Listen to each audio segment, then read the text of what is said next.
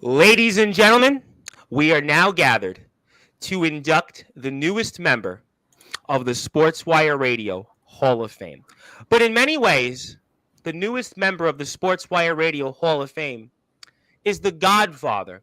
Not only is he the godfather of the backyard wrestling circuit in many ways, but really the origins of this platform. Because when you think about this community that it was built, I go back to the date June 16th, 2009. And on that date, it was sort of the formations of a radical movement that wound up forming a thing called the Global Backyard Wrestling News. And it turned into a network. That network had 80 plus promotions at one time. And it even called home for an individual you see all the time in AEW named Will Ospreay. The GBYWN was a host of countries and wrestlers from all over the world: Australia, Western Australia, Canada, the United Kingdom, and of course, up and down the United States, where wrestlers were given an opportunity to connect, to collaborate, and to truly bring the backyard to a place that it hadn't been before. All of that was because, well, our guest was that host. He was the host of the Global Backyard Wrestling News, and it was a weekly show, and it showcased many of the best, some of the very best in the backyard, such as Sin, Matt DeMorris, Tim Lee once upon a time, Ryan Ragnock. It's a long list of names that we can go up and down the backyard wrestling circuit. And this guest, who was called Rad Hazard in those days, all the way from Viva, Las Vegas, would give us those news. He would give us those events, and we would find out. And in many ways, he himself wound up becoming the news.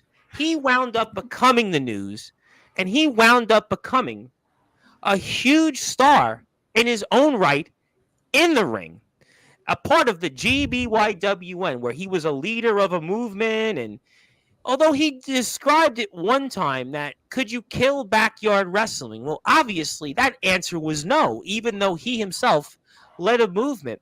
And it even led to a movement on July 7th, 2012, that a man I'm wearing a shirt of right now, Sean Jovi, wrestled on the same side as then Rad Hazard. And even once upon a time, there was a person, Remy Ravage, who was even a part of the Global Backyard Wrestling Network. And she was a part of all of those things in a different time. And our guest traveled up and down the United States. Everybody talked about what was going to happen or what didn't happen or where were we going next, and all the stuff that in many ways, ladies and gentlemen, we talk about today in this platform over the past 2 years that has been transformed and has given people the opportunity to connect with others, to go out there and wrestle, and to go out and do the things that once upon a time the Global Backyard Wrestling Network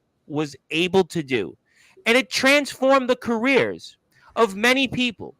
Some who wound up going and having very successful careers in the independents. Our guest here is a part of that. Others went to AEW, MLW. In one case, there was Skrilla, who wound up being a part of Peanut Butter Falcon and being a part of a music video. And there's this guy, Copper Dragon, who does TikTok videos, and some people call him Dave Meltzer. And so many people got an opportunity to keep that dream alive. So many people got a chance to live on.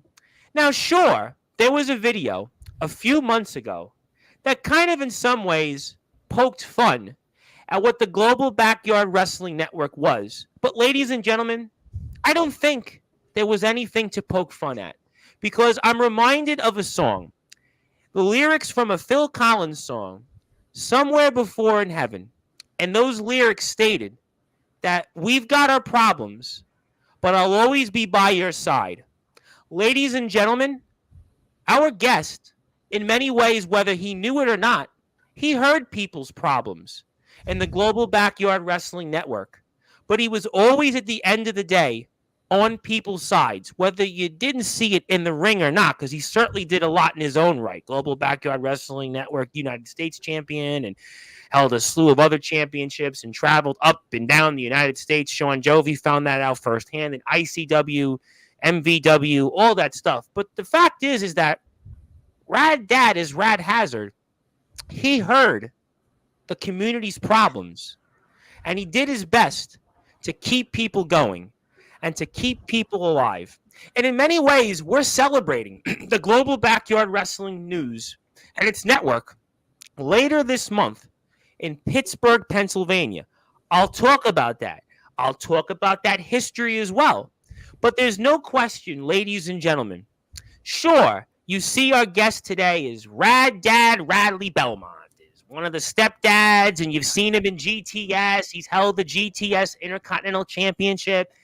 He's feuded with, obviously, Grimm, Mikey Anarchy, who's no stranger to this show, Jimmy Controversy, Tarzan Duran, who was here recently. But the truth is, sure, he's wrestled the Rock and Roll Express to boot. He's wrestled, who's the owner of EBW again? He plays like 18 different characters. I mean, but the who's who of people that he's wrestled up and down the independent circuit. But when I think about this platform, I truly think that his home will forever be in the backyard and underground wrestling circuit as Rad Hazard. Sure, he's gone on to have, again, his match with Grimm had nearly 3,100 people live watching that match a few months ago. Again, the Rock and Roll Express. He's even got tights that look like Ric Flair's. And, oh, by the way, he just got engaged. I mean, certainly, I guess he might be listening to that Phil Collins song right before he goes into heaven because, well, he's really going to get married. That's probably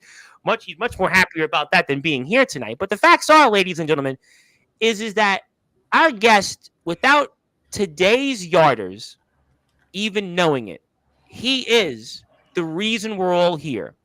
All the companies that come on this platform, whether you're IMF, whether you're Tennessee Backyard Wrestling, whether you're WCE, whether you're NEW, whether you're Legendary Backyard Wrestling, the Backyard Wrestling Network, the Alliance Wrestling League, the Backyard Wrestling Nexus, YBW, XCW, DBW, all these companies that come onto this platform, TF Crew, which, oh, by the way, our guest actually wrestles for.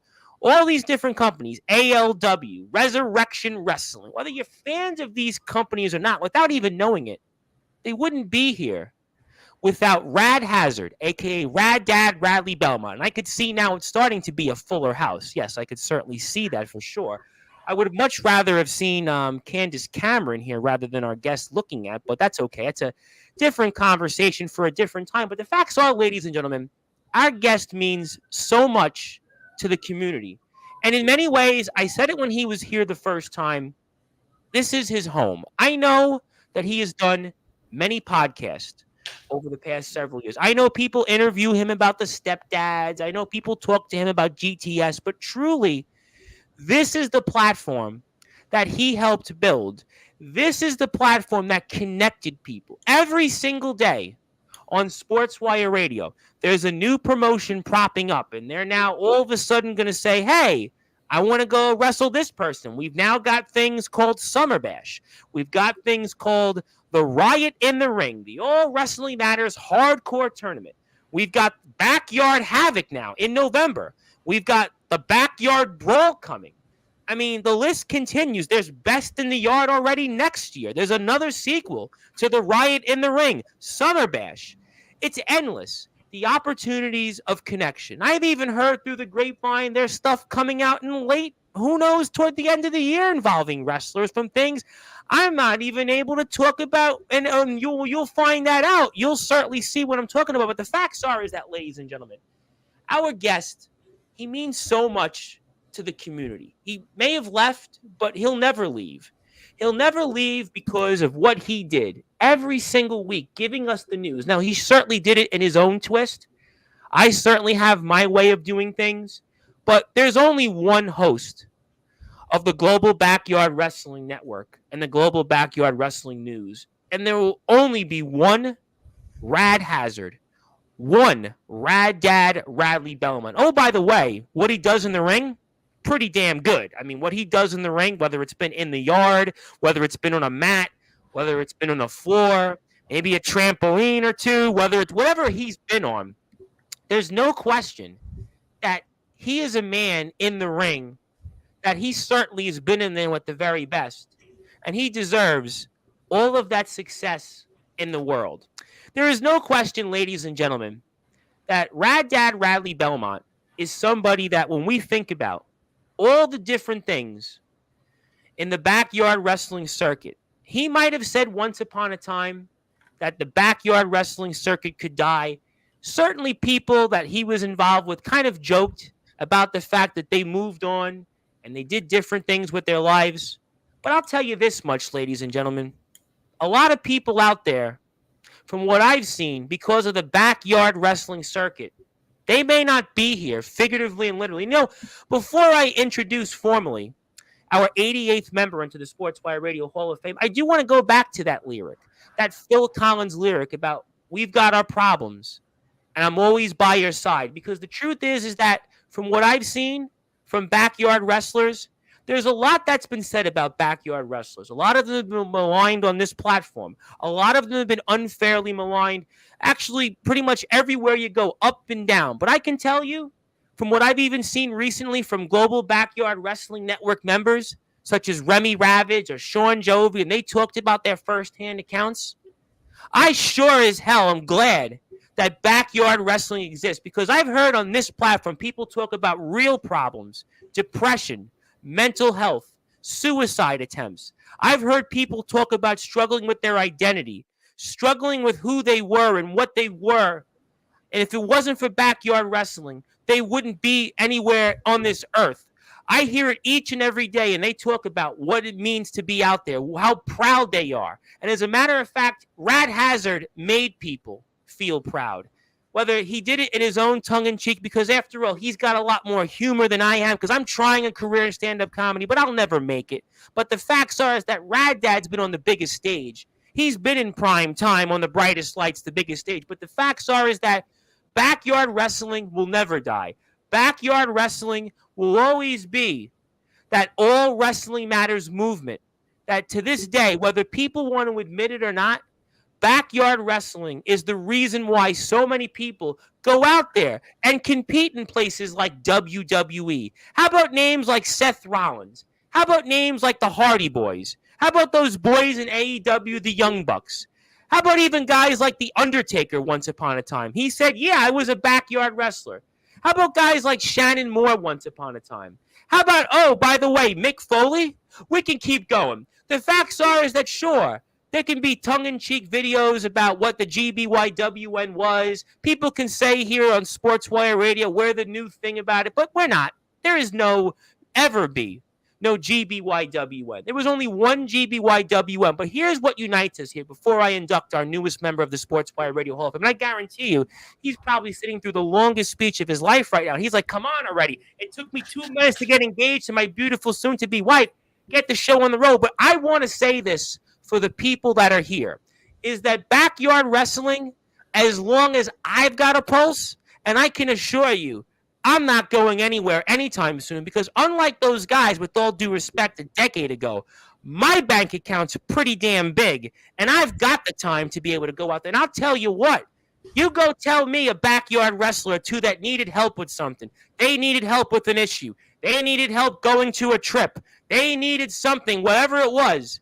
There was one man who was behind them. There was one man who was there on their side. And I can tell you, ladies and gentlemen, the reason that I'm going to continue to fight like hell for backyard wrestling is because of this individual right here and those that laid the foundations, quote unquote, for us here to be where we are today without even knowing it. Rad Hazard, you certainly gave us the opportunity. You didn't know it. You wouldn't know it. But nobody would know it. But the facts are, it's all sitting right in front of us. There was a quote famously from Hillbilly Tilly, who was also in his own right a backyarder many moons ago. And he remembers the Global Backyard Wrestling Network, and he remembers what that news was all about. And his lines, true wrestlers do it for the love of this sport. True wrestlers go out there and put their blood, sweat, and tears out there. This man, ladies and gentlemen, he traveled miles upon miles to connect with people, to show us that open collaborations can work. He went out there and gave the news. Sure, he did it in a tongue-in-cheek way. I could never get away with that here on this platform. But the facts are is that he went out there and told us what was going on in places and said, you know what? If I'm in upstate New York, I have a dream. Maybe I can go to Indiana. If I'm in Indiana, maybe I can go out there and maybe go to Texas, or I can go to Canada even, or the United Kingdom or Australia, because 80-plus companies and countless wrestlers had an opportunity to live a dream. When I was growing up, we didn't have much. I often looked outside the window. I grew up in Brooklyn, New York, and I often wondered many times, would I ever amount to anything? I would see people, I would see them walk by, and sometimes I would wonder, where's going to be my moment? Well, you know what, ladies and gentlemen? It's not about me. I learned from those experiences. It's about giving others the opportunity to have those moments. This man did that. This is why we're going to give him a moment. We're going to talk about his career. We're going to talk about a lot of different things and maybe talk about, as I stated, something else coming up in late September. And I know there's a lot of people waiting for this.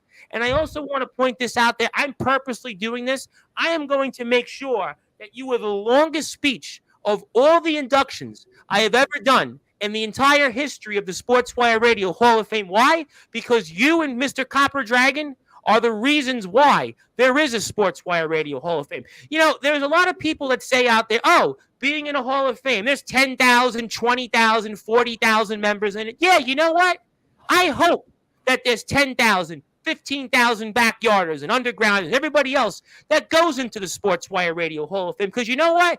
I'm here to recognize the people in the backyard wrestling circuit. And as a matter of fact, you know, baseball has a Hall of Fame in Cooperstown, New York. Hockey has a Hall of Fame in Toronto, Ontario, Canada. Basketball, Springfield, Massachusetts. Football, Canton, Ohio. Ladies and gentlemen, for all wrestling matters, Sportswire Radio has a Hall of Fame here. And ladies and gentlemen, I know that I can go on and on and on about our guest. And I'm going to do that tonight. You better believe I'm going to do it because I've been fired up about this one for weeks. There are some people that come on here and yes, I'm doing my community service in some ways. Yes, we're doing all wrestling matters in honor. But this man, ladies and gentlemen, he is about that, all wrestling matters. Because you know what? In many ways, I don't deserve to have a microphone standing next to this man. I don't deserve to, because you know what?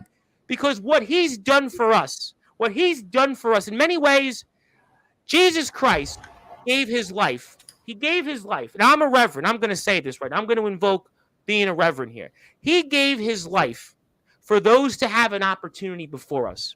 This man, ladies and gentlemen, put his body on the line for us in the backyard. Yes, I know you've wrestled Grim.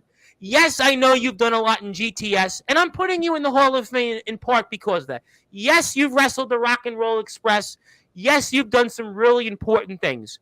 But the truth is, ladies and gentlemen, I know you've moved on from being Rad Hazard. I know you might have had fun in being it for a day or two on the Golden Triangle kind of hype video here for September 28th and 29th. Rest assured, I'll get to that. But the facts are, ladies and gentlemen, you're in the Hall of Fame, Rad Dad Radley Belmont, for your legacy in the backyard wrestling circuit.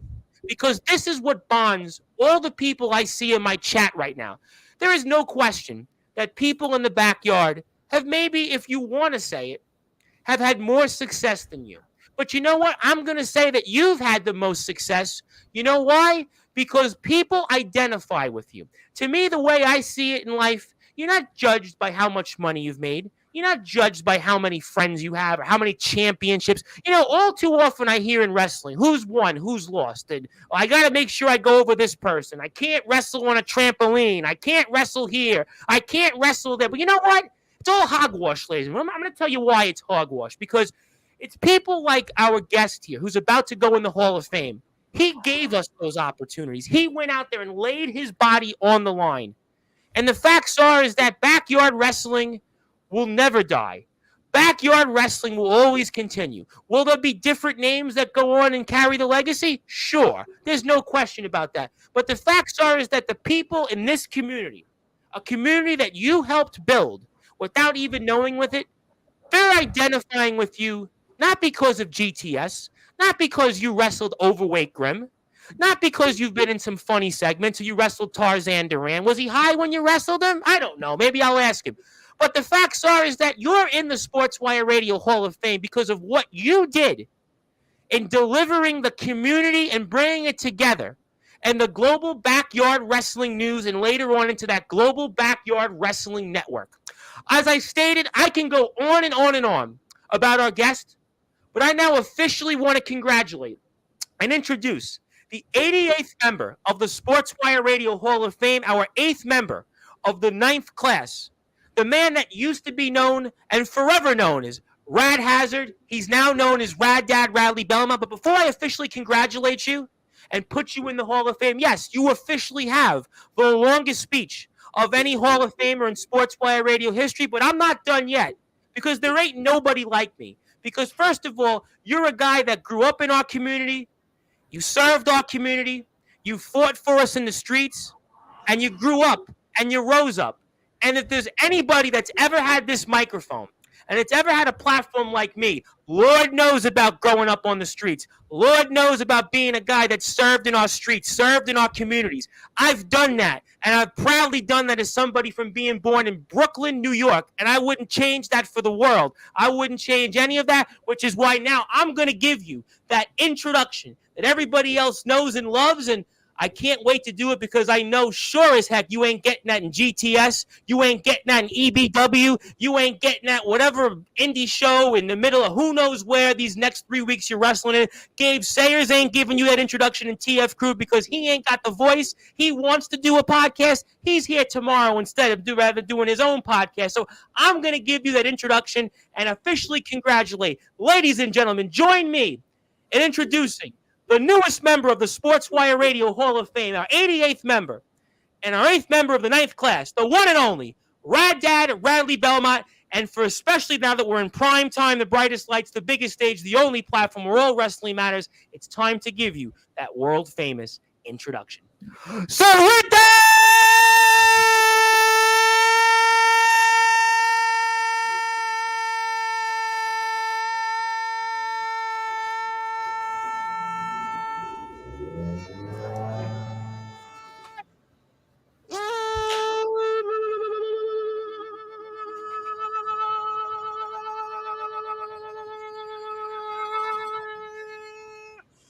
wait for further ado here on the Sports Wire.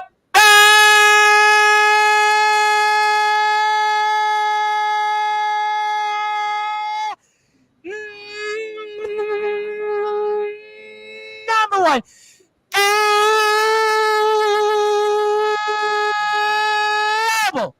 Sports show.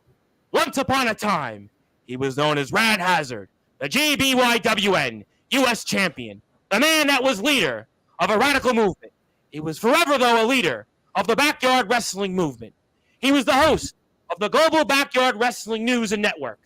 Now, though, we simply know him as the newest member of the Sportswire Radio Hall of Fame, our 88th member and 8th member of the 9th class. His name is simply put, Radley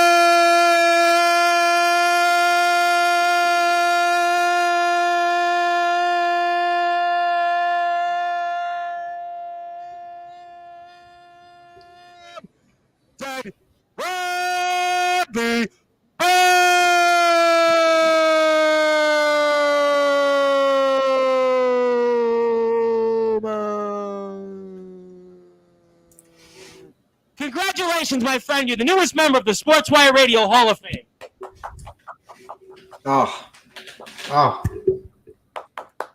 I am beyond honored. Thank you. Oh, my goodness. Jeez.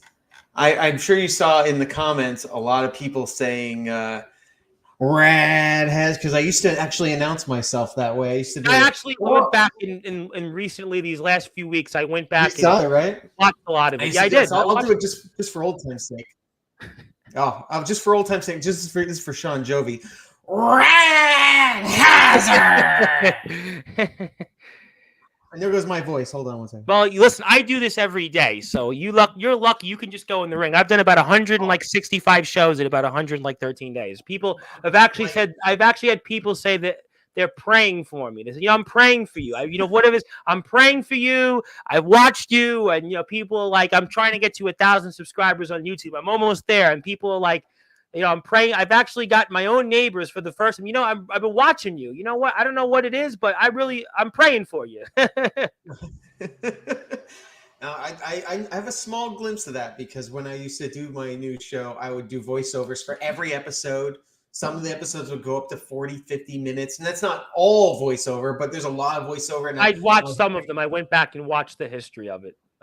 My voice would be totally shot for like 2 days. And I just go to work and have no voice. Well, I have to go back and do it the next day. In some case, I do 2 and 3 shows in a day. And, because there's guys that, they depend on it. They depend on being here. That's what it's like. That's what it means to them, But obviously, there's a lot to talk about. But I think I want to start out formally in saying congratulations. And now, what does it mean to you to be the newest member of the Sportswire Radio Hall of Fame? That is so awesome. And I don't care if there's one person or 1,000 people in the Hall of Fame. The fact that somebody like yourself, the people in this community, cared enough and appreciated something that I did enough to have that moment to say, hey, you are in our Hall of Fame. It's obviously there's no physical Hall of Fame. It's not about that. It's about showing appreciation. And I that's something you didn't see in my era because we were living in it in the moment. We didn't think all about that kind of stuff. And we even had tried to have a GBYWN Hall of Fame at the time, but it was people from the previous generation. Well, there are some companies that have their own. There are others that sort of do kind of, and they endorse like 1 or 2 people. But I was motivated to do it because I've been doing this for almost 6 years, and I've interviewed so many people, not just in wrestling, and people are like, you should really go back and like honor your career. I'm like, well, I don't want to honor myself, but it was really a motivation. Yeah. People were telling me, like you've been doing this for so long, and you should have a Hall of Fame. And I was like, will it work? And I have 88 members in it now, officially, now that you're at number 88. And they're not just backyard and underground wrestling. I have a guy that played the NCAA basketball Final Four. I have people that were interviewers. I have a coach for the United States men's amputee soccer team in the United States of America. So there's like some really, like I say that all the time, it's not just a Hall of Fame for backyard. Yes, it's like 70% wrestlers, but it's like there are a lot of people in the Hall of Fame that didn't wrestle. And I think that's what separates this Hall of Fame versus like other Hall of Fames out there where maybe the Fed has it, or maybe a small group honors 1 or 2 people throughout the. And again, I'm not knocking them. That's amazing they do that. But I think with here, a wrestler recently named Aaron Blaze said, this is the one platform where everybody kind of is almost like patched up together. I get pros come on here. I get obviously indies, backyarders, undergrounders, the hardcore, the deathmatch, and we all kind of congregate here. And that's why I really felt that this Hall of Fame, it kind of has had traction, believe it or not, because I have that many in the Hall of Fame, and you're now the newest one. No, thank you. And there's a lot of great value to that. And obviously the fact that people want to be a part of this shows the value. It's not just what you say. And obviously what you say matters to me, but to other people, it's not just what you say. It's what the community says. And the community loves the Hall of Fame. Everyone wants to see who's next in the Hall of Fame. And there could be, like I said, there could be 1,000 people and they're still going to tune in. That shows great value in being a part of this. So to me, I want to thank you. Obviously, I want to thank you. I want to thank this community for caring that I'm in any type of Hall of Fame at all. No, you really, honestly, means a lot to me. You really do, because Copper's in it. He got in a couple months ago, and I had a very nice speech with Copper. But no, there's no question. We definitely no question about that. But I think that you definitely did deserve. I know you're a busy man. You do so much out there. You're wrestling all over the place. You're GTS and. But I did feel that you deserve to be in this because in many ways, without even knowing it, you did kind of lay these seeds to put, again, this together and this platform and such. And I think that that's why, every single night I'm on the air and there's somebody out there. There's somebody commenting. Even last night, we had like 14 people watching live on YouTube and, like people are just, they're they're looking for something. Even though there's days, listen, I don't want to go out and do it, but it's like there's somebody, they're hoping, they want to. So I kind of think in many ways, for everything you did. I know the first time you were here, we touched a lot upon like GTS and the current stuff. And again, I love all that stuff. I think there are people that recognize you from that. But to me, I really feel your magnitude is more about what you did a decade ago. And I think that's why a lot of people, I think, do in this platform, because by and large, there are some pro guys that come on. We do have pro guys. I still have some British guys come on here. We have those underground kind of in betweeners, the tweeners. But I would say by and large, this is 2/3 a backyard wrestling platform. And the backyarders, they identify with you more through that way. That's why I think, to me, your symbolance of being here is really the symbolism of it in the Hall of Fame is because of what you did a decade ago. And I think that's kind of why you're here. I appreciate that. I mean, I have many labels, obviously: independent wrestler, professional wrestler, backyard wrestler, with TF Crew, at least underground wrestler in a little bit of way. So to me, I'm just here tomorrow, by the way. He'll be here tomorrow. Yeah, and to me, I'm just wrestler. So I encompass all that stuff because, like you said, all wrestling matters. I believe that in 2009 when I started Backyard Wrestling Weekly. I believe it today. Well, I think that's what a lot of people do identify, because people are always constantly feeling like, they are under siege. And I think that people shouldn't be under siege, because if you're a basketball player, you go and shoot baskets in a playground, you're not playing in the NBA or whatever league. They don't tell you, oh, well, you can't play basketball. I mean, yes, should you go out and do certain things to improve your craft? Of course. But I think that people do feel like a lot of times that they're under siege. And I think that that's why it's so important here. But also, I got to say also, for the really current events, congratulations on being engaged. Forget about this. I mean, engaged. Congratulations there, Rad Dad. Boy, you're going to have a fuller house. No question about that. Yeah, we're breaking kayfabe a little bit. But yes, the Rad Dad is going to be... I'm doing great right now. Let's just say that. I'm having a great time. Life is good. I'm just starting to get into a bunch of new promotions. I'm living in this new place. I've been here less than a year.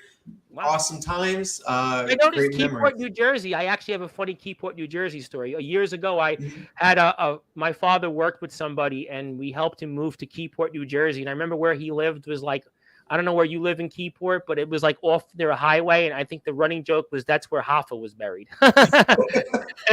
Yeah, I'm pretty much right off the highway, essentially. Where he lived, like you went downstairs and it was like his basement, and it was like you looked up and the highway was there. And then he wound up becoming, if I recall correctly, a state trooper.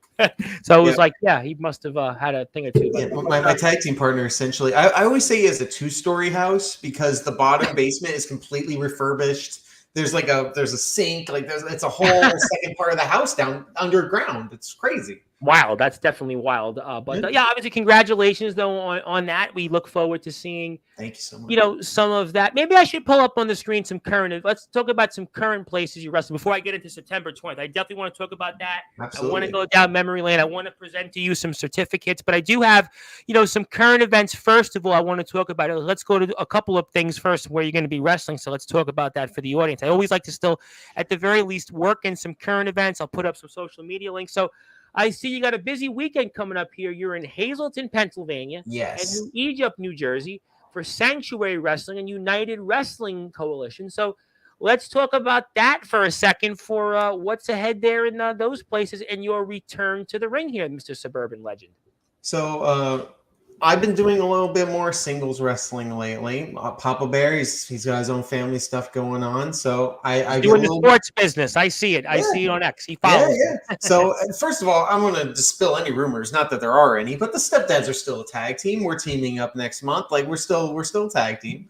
But I'm reaching out on my own. I've been a singles guy in GTS for almost 2 years now. I can do this for these other promotions as well. So first and foremost, you're at the top of the list, of course.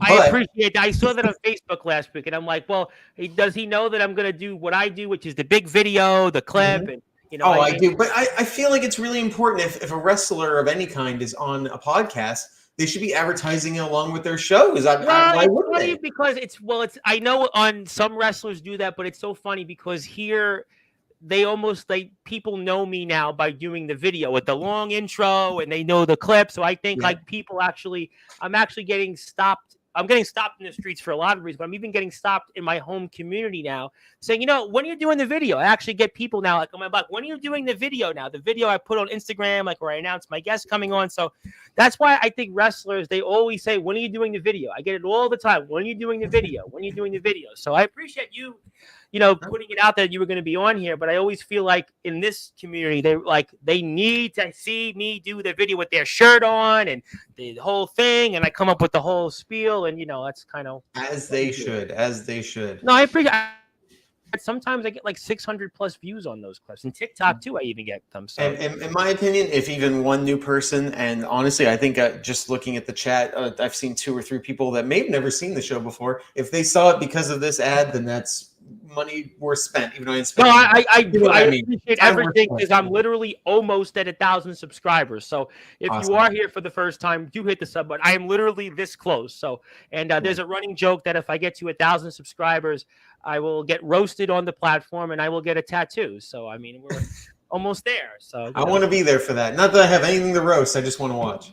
Well, you could roast me. I mean, there's a lot of people that would love to, but so these places, September 6th to 7th, it's kind of in a way maybe the start of fall, more or less. And how excited are you to get back out there and wrestle in these places? So, like I said, I've been wrestling weekly, sometimes 2 or 3 times a week for GTS. So the fact that I'm getting in front of these live event audiences again is very exciting. I really, outside of Stepdad's matches this year, very few live events, and I'm ready to change that. I feel better than I have in a long time. I'm ready to get out there. I have some people to travel with, ready to go. So, for example, Sanctuary Wrestling, if you're not familiar with them, they wrestle inside a legitimate huge church with a full lighting rig, music. It's just guys, just type in Sanctuary Wrestling and you'll see pictures that you'll be like, is this the church? I actually think that reminds me, there was a company that used to come on this platform in the UK that had literally the same type of setup, more or less. So I can visually, conceptually, Mr. Rad Dad kind of picture that because I've done that type of coverage before. So it's $1 million stage, in my opinion. It's one of the most beautiful venues I've seen. Well, the church has money in that case. My aunt was years ago was a lecturer. She would do the in Sunday church. She would do the whole sermon thing. So that meant the church had money. I mean, when they were doing collections, it was pretty good then. Just don't tell them I said that though. But I can tell you. Of course, just for clarification, if the Pennsylvania State Athletic Commission's watching, Sanctuary Wrestling is not a wrestling show. They are a stunt studio. Thank you very much. I have heard things about the Pennsylvania State Athletic Commission, so we'll leave that at that. Thank you. So any mention of wrestling is mine and mine alone, and not Sanctuary. Okay. Good deal. Good deal. But after that, we have the United Wrestling Coalition. I'm a former tag team champion there. The UWC is very cool because they've been around, I believe, 26 or 27 years. Oh, wow. So okay. Incredible age. I love this fun fact. So the UWC, United Wrestling Coalition, has obviously their own championships, but they may be the only independent promotion alive today that has not only held an ECW World Heavyweight title match where Just Incredible defended the title, but also a WWF Light Heavyweight title match when Gilbert was the champion. Oh, that's right, because when Gilbert was the Light Heavyweight champion, he was actually still defending that title, if I'm not mistaken, in the independent circuit, because when he defeated Christian for it, if I recall correctly, he was still kind of doing the independent scene because he's from that Jersey, Delaware, Maryland area. So that definitely makes a lot of sense. And Just Incredible probably defended that title toward the end of ECW, and he was probably also doing the, or ECW either had a show there, or he was doing independence, maybe some combination. He wrestled a match against Tommy Dreamer in UWC for the title. Very cool at that history. I wish more independent promotions were still around from that era, just to have that connective tissue from 90s indie wrestling today. I don't know how long they've been, but we just had, do you know it's PXW, I think, in Pennsylvania? Mm-hmm. They've been around a while. I don't know if they've been around that long, but we just had on 2 guys there, and they've been, I think they're over a decade. I would maybe I could ask those guys about that, Max Strong and Andrew Lovelace, when they here in 2 weeks in your chair. But yeah, it's a good point. There isn't so many independent wrestling shows that have been around as long as that. But let me ask you this question. I think it's interesting. I know people eventually want to say hello to you. We'll get to that, but In terms of wrestling every week, I know I've spoken to you before. I know we speak here and there, privately, but what's that like making that transition to wrestling in front of, you know, an audience, whatever the size it might be, than when you're doing a YouTube product? And what's that like in terms of, your wrestling skills? How has that been able to enhance your wrestling skills going in front of a live audience first when you do something like a YouTube product?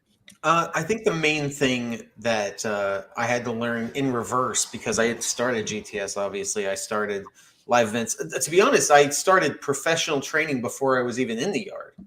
So, like, I even had the little bit of sense of understanding of pro training before I even doing any backyard wrestling. Mhm. But like backyard, not like just with my friends, but like actually going places doing backyard wrestling shows. And Bryce, I will say this: when I was a teenager, I did wrestle on a trampoline with my friends and neighbors. That's So, been a big debate the last couple of weeks. There's been certain guys that yeah, say, "Oh, I'm not, sir. I'm not going to ask you about that." we'll get to that. We'll get to that. Maybe not. But either way, Yeah, maybe not. the main difference, like between say a GTS and a live show, is to know your corners of the ring, know your sides. As an independent wrestler live show, there's 4 sides of the ring, maybe 3, but usually it's 4 sides as wrestling fans on all sides. I have to interact essentially with every fan in the room doing whatever move I did. If I'm giving someone an arm drag, I have to arm drag them enough to everyone in the room sees it, and I turn to show my reaction to everyone in the room while my opponent's showing his reaction to everyone in the room. With GTS or there's other ones, other YouTube wrestling shows, we call it the audience of one. You have one fan, and that's the camera. So absolutely everything you do goes to that one fan. If I'm doing an arm drag, my reaction, whether I have to turn my body or whatever the case may be to make it work, is going to be pointing at the direction of the camera the exact same way the guy's selling towards the camera. When I'm doing a promo, towards the camera. A lot of YouTube wrestling encourages mid-ring conversation, as in like you're almost doing a promo while you're taking a beating or you're giving the beating or whatever. There's a conversation, yeah, but Yeah, communication. which on a live event, sure, a guy's gonna say like "gotcha now," or a bad guy is gonna walk around and talk smack to But the that fan. live audience may not understand that because that live audience might just be a casual wrestling fan, Mhm. whereas the YouTube person that's viewing it, they are invested in your character, right? Knowing your audience is so important, and that's for everyone in any part of wrestling. You have to know your audience because every audience is different. I've gone to shows where I had this super indie-rific X Division crazy match. I'm taking Canadian Destroyers and people are going ballistic. I do the exact same match with the exact same tag team in the middle of nowhere in Western Massachusetts, and it's a ghost town until there's a phantom tag behind my back and the crowd goes crazy.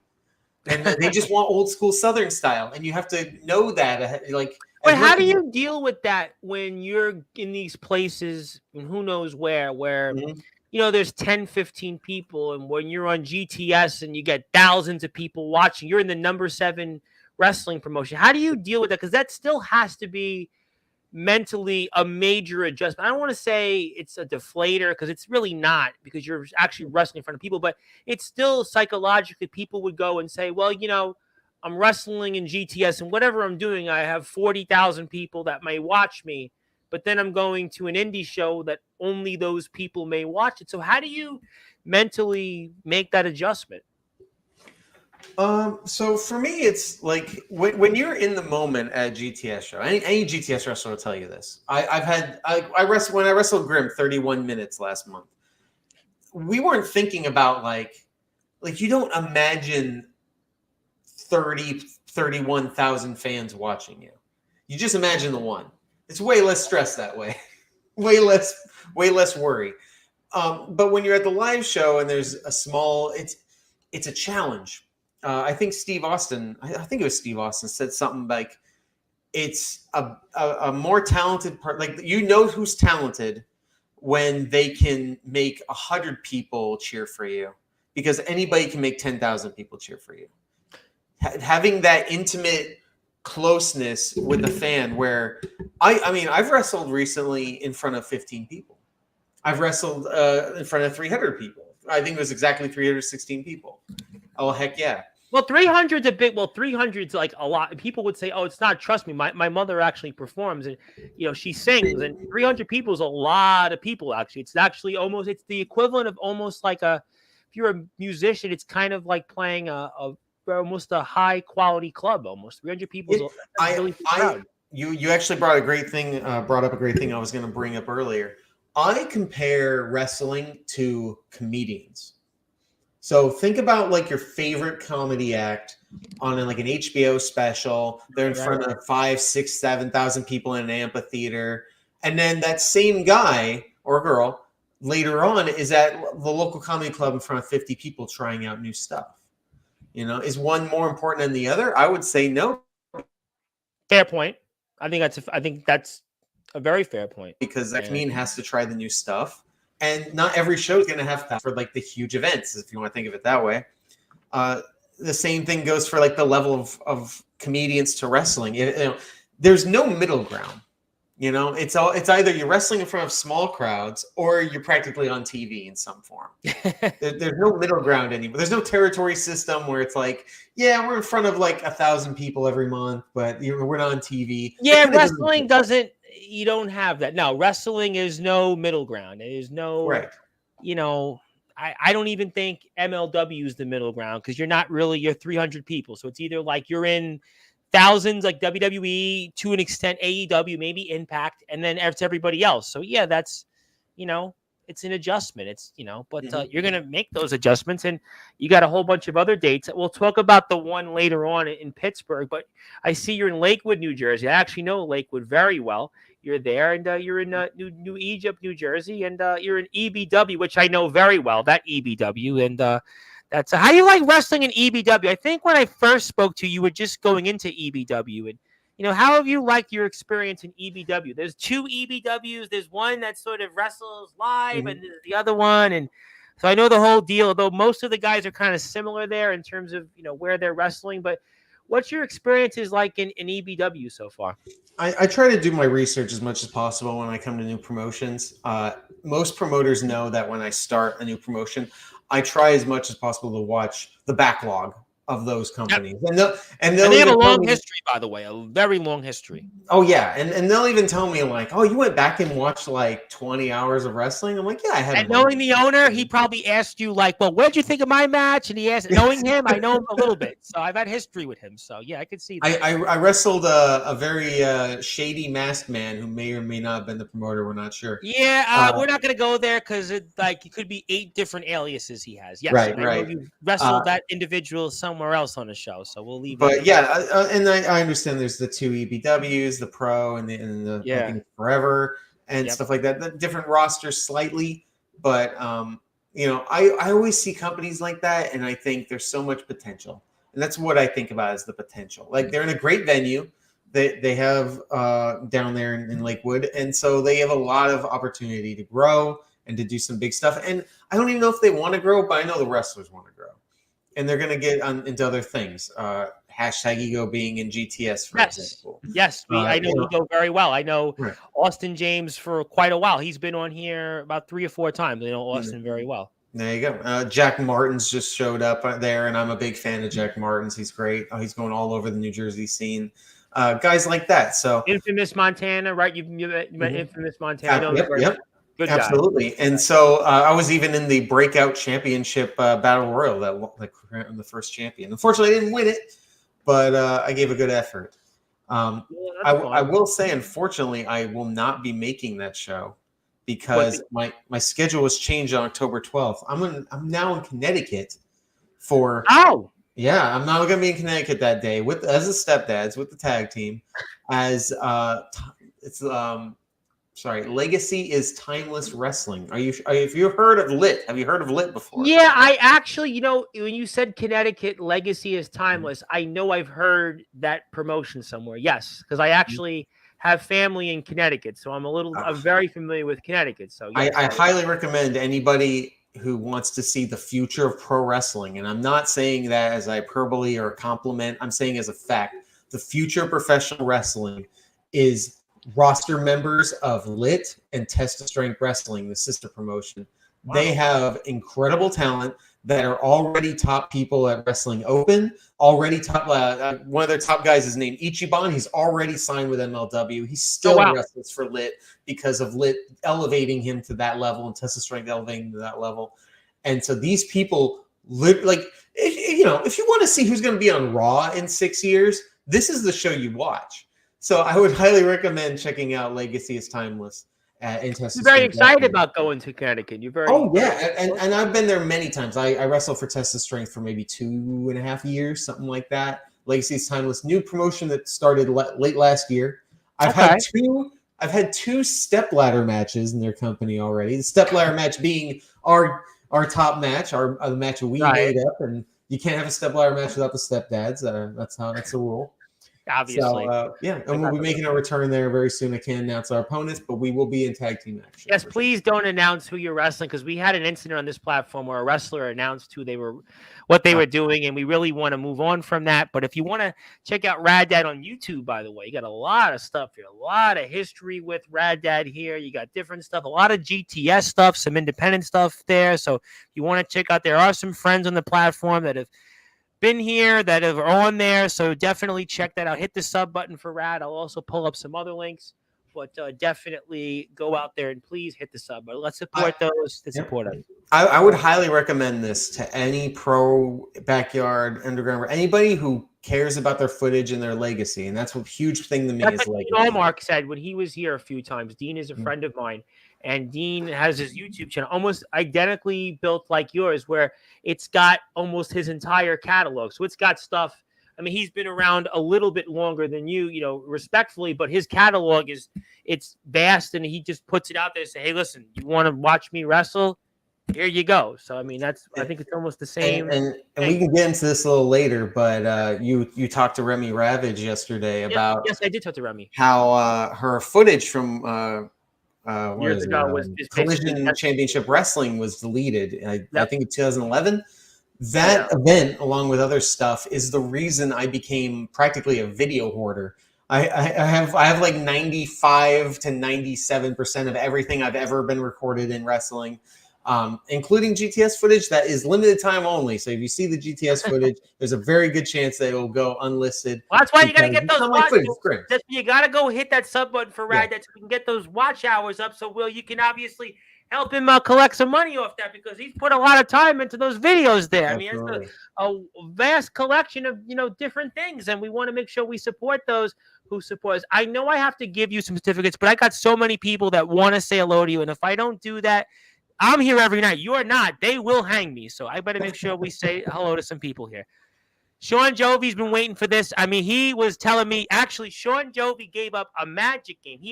I'm going to say it on the air, he gave up a game of Magic today because he heard you were coming. You know what? I was going to play Magic, but now I got to go and watch Sportswire because Rad Dad's here. So he's like, he's got to drop all his stuff. So he gave up this Magic game for you. I want to put that out there. So Sean, thank you for joining our gathering. And he said, it is a rare thing for Sean Jovi. He's the first. He's never the first comment. So this is a big deal. It's a big deal to have you here, and we're very happy about that. Yes, Zilla's our resident chatter, and she says hello. Yes, hello. Yes, thank you for that. I must be messing with the thermostat again. What was what was that for? Hellbilly Tilly, who I quoted in my speech, is in the house. He is from the great state of Alabama. Have you wrestled in Alabama before? I have not wrestled in Alabama. Really?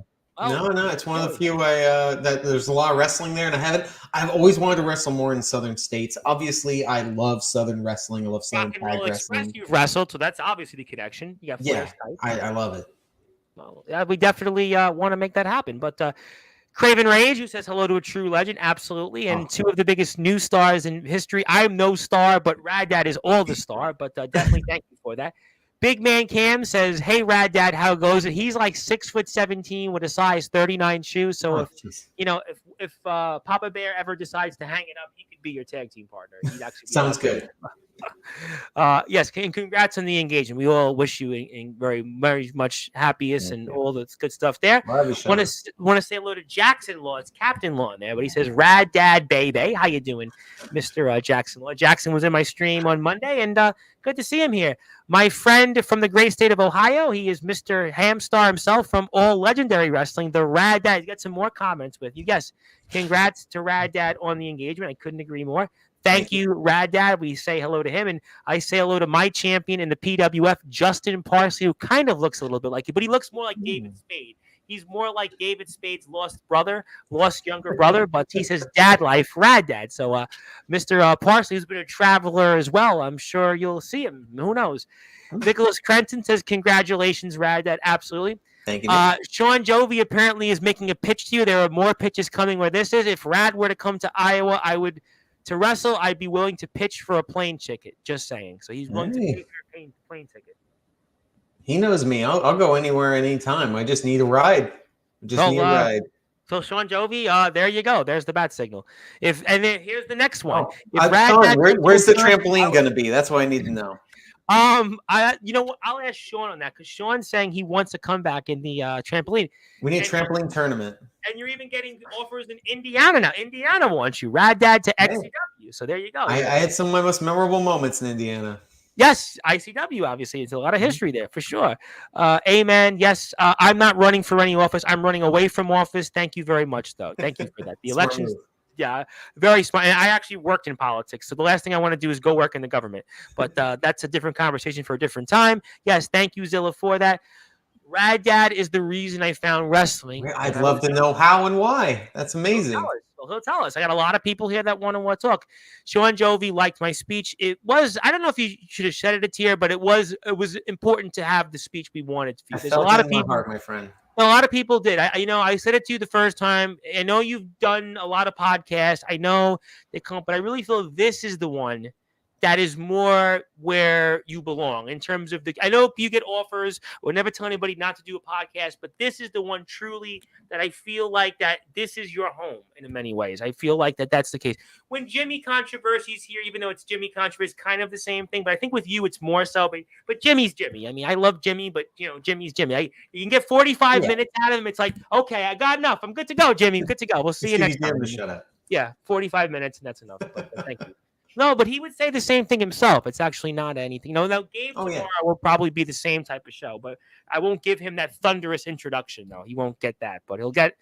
Actually, Gabe owes me an introduction because I subscribe to the Patreon page of TF Cruz. He owes me something, but we'll leave that at that. The speech is one of the top 10 of speeches. Thank you for it. You wanted to say it was a great speech, which is, yes, it was my longest speech.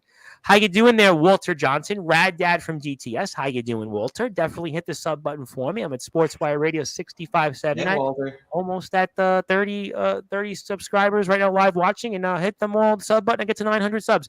How you doing? Yep, definitely know who you are. I say hi. There we go. You gotta get him on. I know Sean's been killing me on it, but I will message him when we're off the air. You know what it is? You were lucky. You just did the news. He did 20 minutes. You were off of the stream. I do this every single night. I have people that message me on Instagram. I gotta be on. Sometimes my head wants to explode. But I will get him on before the 28th. Rest assured, we'll make that happen before the 28th. It'll be worth the wait, I guarantee. Oh, I know. Oh, trust me. I have actually. In 2 weeks, it's a whole week of big guests, but I can't say who, but they'll be big ones. Want to say hello to my buddy Steven Stone from Resurrection Wrestling. He just changed his name as Sharon Stone, his mother. Hopefully, maybe that's a good thing if it would be. I wouldn't mind, but that's okay. Fatal Instinct leg reaction, but we'll move that for a different show, different time. Do people still know that reference? Sean Jovi probably does. Yes. Absolute legend. Want to say hello to my buddy Judas from the great state of Ohio in Marion, Ohio. They're important for a reason. I'll get to that in a second.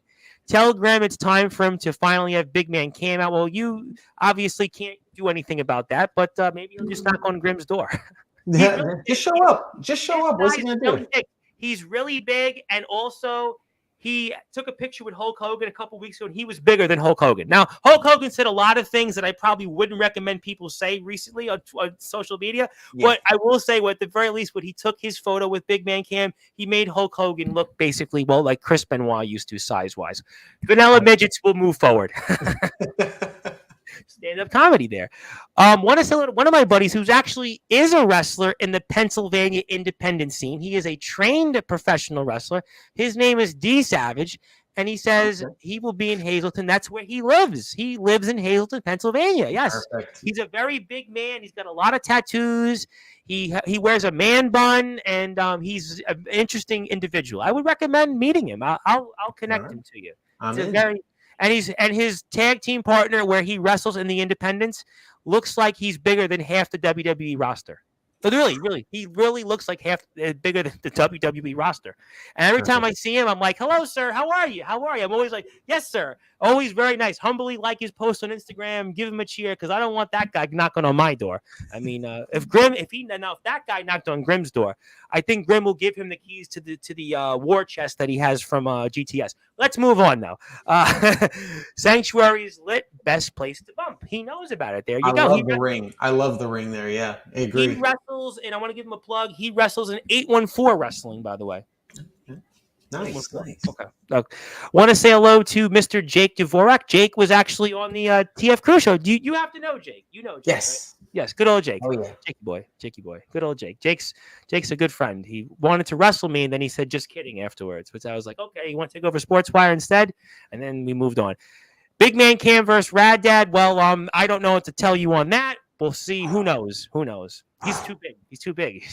I mean, I might not even realize he's there. I might just assume there's a wall next to the ring, and I didn't know it was him. Like one of those when you leave. You might need like the newspaper and the bagpipe, and just hopefully. Well, he doesn't like pizza, so just bribe him with pizza, and he'll have to go get Pepto-Bismol. So that's perfect. Quick roll up, it's over. That's his Achilles heel. That's his kryptonite is pizza. So he doesn't like pizza, so that's the problem. All right. Big Man Cam versus doing the Glucko. I won't even bring that up. It's a competitor who said Remy Ravage basically said that this person to F, and I don't want to get you involved in that, sir. Right, I'm going to make sure of that. I do want to say hello to Mr. DVG. I know you love DVG, by the way. DVG is very upset at me because I have to get him back on the Sportswire, and I completely blanked out. DVG and I I feel like the last EBW show we talked for like 2 or 3 hours or something ridiculous like that. And he's doing wrestling too. Also, I see him like he's always with him and the Stompers. Him and the Stompers, they're like peas in a pod almost. Him and the Stompers. Awesome.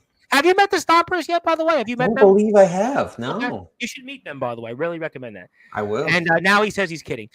There he is, Mr. Austin James. Austin's always a favorite of mine, and Austin you see all the time now. He's a work buddy of yours. Yeah. And congratulations on the GTS already. Yes, I was good to see him. I do want to say hello to Mr. Jack Delta, of course, Mr. Delta, a man that was at the tail end of the GBYWN days, stopping in to say hi, good evening, gentlemen. It's always nice to see a big drawer on here. Yes, you are the drawer. I am not the drawer. It's always cool to see the chat popping up because the people, they want to chat with you, not with me. So this is fun. Yes, well, that's why people like coming here. Yes, we know Wisconsin. He said it already twice. Now he's saying funds. Okay, funds. Right, okay. Your language right now. I don't get in the middle of that, but I heard money, so that means right. Wrestlers, do they work for money or is it hot dogs and a handshake? I know nothing about wrestling. Do you guys work for hot dogs and a handshake or is it for money? I'm not a hot dog guy personally. I'm just saying. Actually, believe it or not, I haven't had a hot dog since I want to say. I don't know. Maybe my father's been dead. We don't have hot dogs anymore. Well, I mean, weird side story, but like, I'm not really a boiling hot dog guy. Like maybe I used to only have hot dogs. Grilled, maybe? Well, as a kid, hot dogs were something I detested because growing up, we didn't have a backyard. Now, you guys were all backyard wrestlers. I didn't grow up with a backyard. So There was no hot dog boiling. Now, years later, when I moved, yes, we would have a barbecue. We would grill hot dogs. But other than that, I haven't had hot dogs age. But let's move on. I don't want to talk about hot dogs. I want to talk about the people that want to say something to you, not me. I love when pro indie guys are here. Yes, because D Savage is an indie. He was here Saturday, by the way. See, I do bring everybody on. We were talking earlier on Instagram, and I think he didn't realize. Well, I think I did tell him. I think I told him you were coming here, so he was coming in. That's why he was excited about that. Obligatory insert. I want a match with Rad Dad here. Plug him in. So Jack Delta is also next on the agenda because Jack Delta is obviously a legend in his own right. Have you ever wrestled with James Fury on a show? That's one of his very good friends. Have you been on a bill with James Fury? I don't believe so. No, there's wrestling's such a small world, but also at the same time, there's so many people. I have so many. I still need the wrestling. You know what I mean? Okay. Well, Jack, I want to wrestle everybody. That's not just like, oh, he's being nice. He's saying I'm it. not No, in I the really want to wrestling wrestle business, everybody. so I'm I ready. can say, don't wrestle me. I can pay you though to show up to a show. I can make you look real good. I'm No, telling you. I'm It'll be good. no I'm good. You problem. know No what? I bumps, got no enough problem. problems doing this show. I've done 160 plus shows in 113 days. Leave me alone. But Listen, I wrestled a 73-year-old man who couldn't get off his feet, and we went 12 minutes. that wasn't Mike Sanders we're talking about, who's been No, wrestling all he over. finished. He Mike beat me Jackson. with I'm a sorry, choke Mike slam. Jackson. So Well, you know what? Jack Delta's on the list. He's a big, tall guy, and he's from Michigan. So, yeah, you never know. That would be an interesting match. Let's see. Let's get to some more comments here. I guess, once again, I can get Grim to finally pop on and address in the DMs. I'll take a week off of work and just show up every day that week if that's what it takes. He lives in Ohio, by the way. So I don't know what the distance is from GTS, but I'll just, from Southern Jersey, yeah, that's a little ways. But yeah. if you show up, he'll book you. I'm pretty confident in that. You know what? I will leave that to those individuals. I really don't know Graham, and I think Big Man Cam, I haven't seen him on my platform in a while, so I don't know what's up with him. So I'll leave those two individuals to have a chat. I want to say a little, speaking of Alabama, Alabama's in the house from the Alliance Wrestling League, and they've had Skrilla on their shows, who, by the way, is a disciple of Copper Dragon, so maybe they want to book you too. Who knows? In the Spartan Arena, they're over in beautiful Gadsden, Alabama, and the Gadsden Mall over there. So Alabama's a great place. A lot of wrestling history. Bobby Eaton, of course. Skrilla, guy of my generation. Skrilla, who actually was supposed to be on Sportswire, then realized he had fitness class. But it's okay. That's just Skrilla thing to do, though. You know well, I mean? actually, but when he said it, I was like okay with it because I was basically like Copper basically set it up, and I told Copper, like, okay, all right, we'll reschedule. It's all good. It's all good. I'll get to meet Rad Dad at the TF Crew if Gabe ever holds up his end of the bargain because he knows Gabe because Gabe is wrestled in him and Jake's promotion NEW because Gabe and him have something over like Chinese egg noodles or something like that. So they have a little bit of a thing, yeah. He keeps reminding me about that. So I don't know. Weirder things. It's the wrestling world, but yes, Gabe obviously, and him have some things, but we'll move on from that. I got a lot more comments ahead. Good. Okay, look, I don't love pizza that much. Okay, thank you for letting me know. And I have a good one from Craven Rage. What is your favorite match that you've ever had? Oh, my favorite match ever. Jeez. Yeah, favorite match. I'll throw you a pro match and I'll throw you a yard match for people to look up. Good deal. So my favorite pro match personally that I've had is against the Ugly Ducklings. Oh, yes, you talked about that here. Yes. Yes. So just to quickly recap, we were supposed to go, I think it was 8 to 10 or 10 to 12 minutes. The beginning of the match was completely on the fly, turned into an impromptu dance-off that went about 8 minutes. And then one of the guys on the Ugly Ducklings team looked at the promoter and just screamed, "We're going over time!" And the promoter gave one of these. And we ended up going. In New York. Was it in New York, if I'm not mistaken? That was in Utica for Johnny Patches for the New York Championship Wrestling. Look what you got. I absolutely love this match. This is back when I hadn't lost all the weight yet, but I was still very athletic. I could still do all we talked about this when you were here, but I put it up on the screen for the audience. And I absolutely love this match because it goes, I believe, like 25 to 30 minutes. Yeah, 33 minutes with intros. Thank you for that like, by the way. And I want my burner YouTube channel because I own 3 of them now. So first week I only owned 1. Now I own 2 others. So I really do have money. So maybe I could book you somewhere. Maybe I can book you in my house to do an interview. You're in Keyport. You actually don't live that far from me. If you're in Keyport, I'm in Staten Island. So I'm probably about 45 minutes from your house probably. I think we talked about this because I work in Staten Island at the moment. So there you go. But so this match. About that off the air, really. Really talk about that off the air. Well, let's not tell people where you work on the air because they really will find you. But, they'll never find me. Don't worry. Even the people that come to our jobs have no idea where I live or where I work. Good deal. Let's move on. Let's talk about the match for a few. But so like this match, it's got a huge amount of comedy as you can see right now. There's technical wrestling which you saw for a split second. There's more of that later, and then it just gets crazy with like not over the top but very main event level. Crazy wrestling that we're just going back and forth. I like to call dropping bombs, hitting huge moves, and we go back and forth with it. I absolutely adore this match. This match got us hired into Testa Strength Wrestling because a man named Bobby Ocean was just watching and went, "I love these guys. We got to get them into Testa Strength," and that gave us 2.5 years at Testa Strength under the Killer Kowalski's legacy training school. Okay. So it was a huge part of our careers to have this match. It was a year in the making. We only had one, and it won match of the year voted by the fans. Yep, we talked about that when you were here the Mhm. first time, and I thought I'd show it up, and Yeah, people yeah. love to see And it. I absolutely love like having a fan voted award means so much to me because championships are championships, obviously. But for a fan vote award, that's as legit as it gets. The fans really voted that this was the best match of the year. This is their favorite match of the year, and that means a lot to me. It means a lot that we get a chance to talk about it. Let me get to some more comments because there's a lot of people that still want to say hello. Want to say hello to my buddy Levi McDaniel, who actually another pro who lived in Japan, wrestled in Japan a couple of years, Nice. wrestled Cowboy James Storm. He's in Iowa. He's got his own promotion, LMFP Promotions. He was here a couple of weeks ago. He was talking about I've met Hulk Hogan. I spoke with him. I was on a show with him, Microbrewery Championship Wrestling, and whatever it was. And he liked to say hi, and that's what he really looks like because he's really that's how he is. But Levi's recovering from an injury. I hope he's doing well. And I don't know if you're allowed to basically comment on this. I mean, just say it's like $1 or $1 million. It's not hot dogs, I'll tell you that.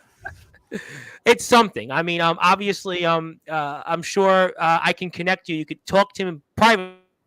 Weird about asking people or telling people, but I could say that you could maybe talk about it off the air. But let's just say it's more than I'll say this to anybody curious, and that's for there's today a lot of or people 6 right months now from that are now. very curious. Yeah, and for today or 6 months from now, if anybody's curious about booking me, the main priority, in my opinion, is transportation and travel. That's the main thing. I'll wrestle anywhere in the country. I just need to find a way to get there. If you can find me a way to get there, that means way more to me than the booking fee I would give you. I'll just put that out. That's my personal thing. It's my personal opinion because I tell you want to what, there's a wrestle. lot of people here. I got people in Maryland. I got people in Ohio. I got Pennsylvania, Wisconsin, Indiana, Iowa. There's a lot of people, Massachusetts, and I'm sure that would love to book you. And I have to obligatorily because I've been basically forced to do this. Well, not really forced. I want to do it, but I actually been given a photo actually that you're actually invited to something. I actually have it here for the audience. Let me put it up here. We'll take this off the screen and get to some more comments. But boy, you're actually getting invited to things I didn't even know about, but you actually are invited now to a little old thing called the Backyard Havoc coming up here. It's November 9th to 10th in Bremen, Ohio.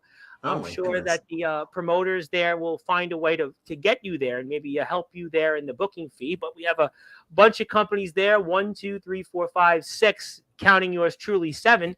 And that you've officially been invited. So you have been invited, and maybe they'll give you an award, honor you. I don't know what, but you've been officially invited to the Backyard Havoc, which is in Bremen, Ohio, which is where coincidentally is the home of my guest right here, Mr. Darktron. And he's got a beautiful home there in Bremen, Ohio. And he's got pretty much, it's like 100 acres, or is it 120 acres or something like that? And Awesome. he's got a big property, and he's got just all the stuff, all the amenities. And yeah, I'm sure that he's invited you. I didn't invite you. They invited. Actually, I would invite you. I would pay for you to come out, but that's them. I'm not the promoter. But people are now going to say, how much what did he say? But yes, but you can obviously say, Big Man Cam will message you. Thank you for that. We appreciate that. I do want to say a little buddy of mine that I was really excited about here coming up. I was here a few weeks ago. Mr. Silas Walker, also from the Pennsylvania area.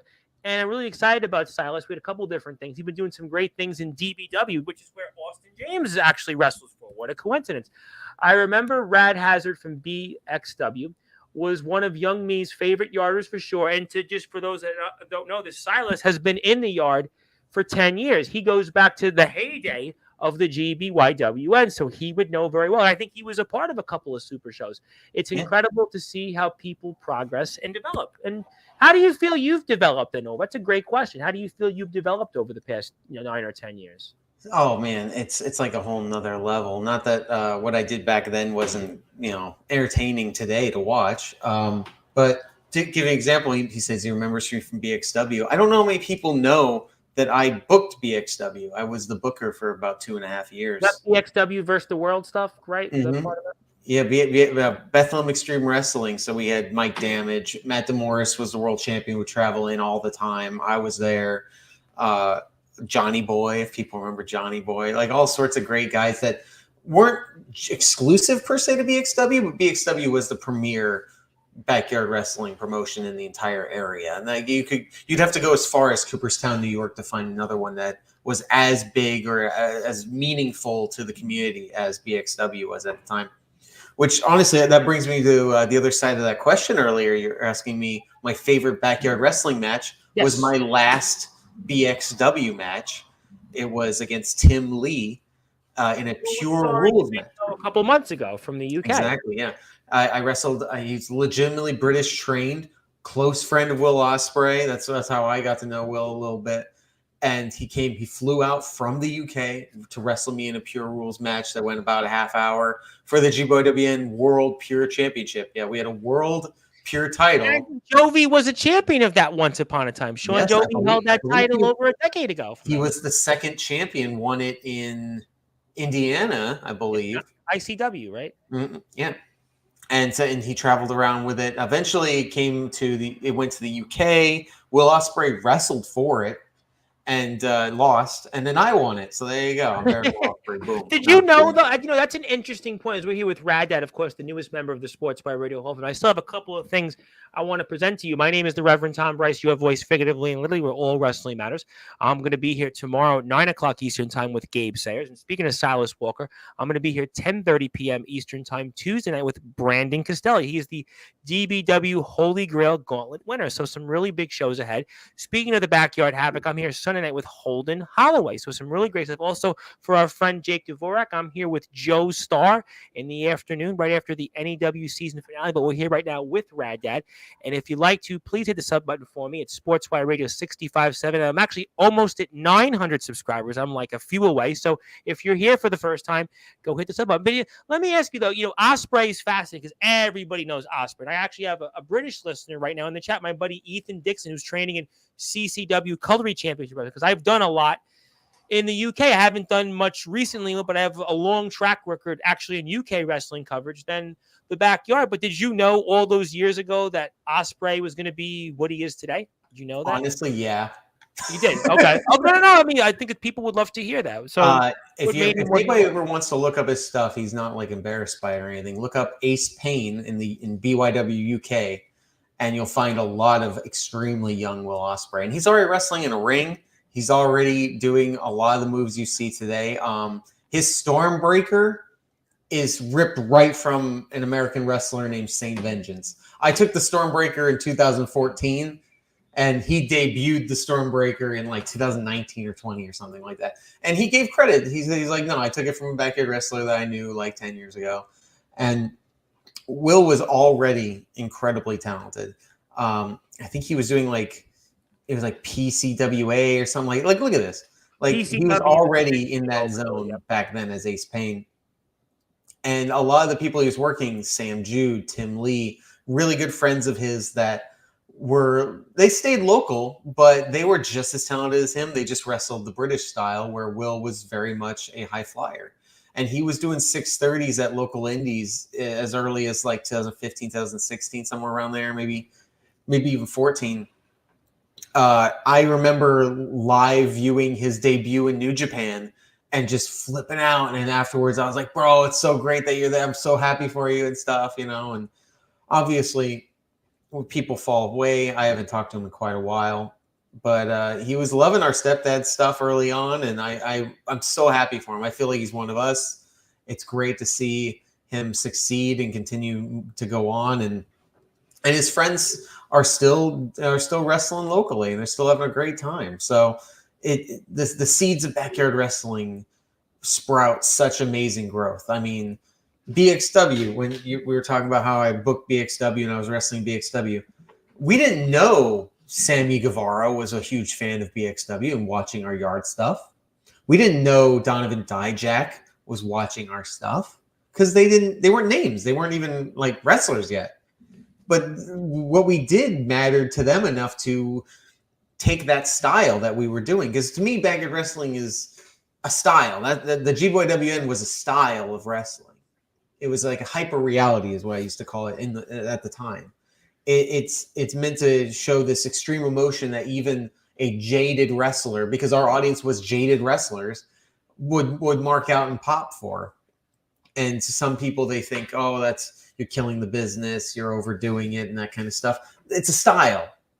we're not killing the business. People used to say that Tiger Mask versus Dynamite Kid was killing the business in 1983. Like it's not killing the business. It's a different style, and there'll always be a Southern And style. listen, I always say that wrestling is like Baskin Robbins. There's 31 flavors. There's a flavor for everybody. There are some people that love, again, Osprey and Danielson. There are some people that love Undertaker versus Triple H WrestleMania. There are some people that love Cody and Roman. There are some people that love Terry Funk and Mick Foley and Japanese death matches. There are some people that love Madman Pondo. There are some people that love backyard wrestling. There are some people that they love all different forms. That's why, to me, it's all, at the end of the day, if you're having fun, you're having a good time, and people are tuned in, not everything's going to be Flair Steamboat. Everything's going to be, again, Osprey related or anybody else, Sammy Guevara. So I think that stuff is all, important. If you want to follow Rad Dad, he's also on X. I'm going to put up some more links on here, but thank you for that. I want to get to some more comments here. Ethan Dixon, how you doing there? If Rad goes, Sean is going. As where Rad goes, Sean is going. And Ethan knows better than him because he lives in the UK and he's up at 2:56 in the morning. And I still love my British listeners from time because I haven't done anything UK in about 3.5 months, but I will do it in actually 2 weeks from now. But he does say Will Ospreay blows my mind every time he steps in that ring. No question about that. And I'm so glad you pointed out that it's always good when one of our own makes it. Now, you've obviously done a lot in GTS. I think about Skrilla, how Skrilla's done very well for himself. Fred Yehai is somebody else that Copper, molded. And, Shalance Royale, different people that have been in the backyard and have gone out there and had that success. I think that's what people really identify. And thank you very much for saying that there. So appreciate that. Let's get to Zilla. Yes, thank you, Zilla, for the comment. I appreciate that. We say hello to them. And I think I have another comment, but if there's not, there, let's see here. There we go. I have more questions. Okay. Let's see. I'll give Zilla actually this question. I know it. Most people would probably know it. I kind of alluded to it, but how long have you been wrestling? And basically, how long have you been wrestling for? It's the same question. My first backyard wrestling match that I would call a normal backyard wrestling match was late 2008.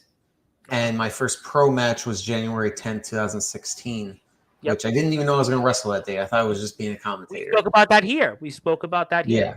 So those are the two. Depending on who I'm around, it's one answer or the other. I understand that. Trust me. There are, I have some guys here that are trained and some guys who are not.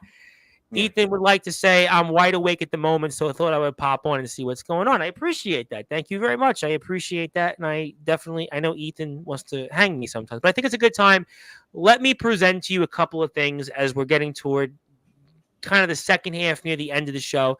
First of all, I have to formally give you this because you are 88th member of the Hall of Fame. I will certainly give this to you when we're off the air, but I wanted you to have my John Hancock, and I worked extra hard. Actually, I worked on this. The reason I worked for 7 minutes. Actually, I timed it on my signature because Jovi would be watching, and Jovi, all he does when he watches these, always look for the signature. So I wanted to, first of all, make that clear. So obviously, congratulations on this date, September 4th. 2024, and I wanted to do something else a little bit unexpected, but I wanted to honor the Global Backyard Wrestling News on this day, that it's actually GBYWN Day on all Sportswire radio platforms. So I actually wanted to, I realized that this would be special for some people that will tune into this, and obviously the magnitude of my speech inducting you in the Hall of Fame is really a lot to do with your history in the GBYWN and what it meant to the present day of this platform. I don't think I'm carrying the torch. I think it's two different things, but I think the spirit of it is very similar, yes. But there was only one Rad Hazard. There was only one GBYWN, and I can't write and I can't do what you did there, but I can certainly do this, and we want you to have it, and I'll take care of you off the air presenting this to you. So I wanted to say congratulations. And speaking of people from Australia, is my buddy Ace Reed, who's also attempting to go from the backyard to overseas here and wrestle in America. He's very much hell-bent, and he's doing some training as well. And he's another one of those, obviously, young up-and-comers. And he saved enough money to come to America next year, and he wants to wrestle one of the guys in my chat, Jack Delter. And he is getting some pro training, and he's in Australia. And he's a young whippersnapper, and he's excited to be here. And also, Sean Jovi says someone called me a signature critique artist.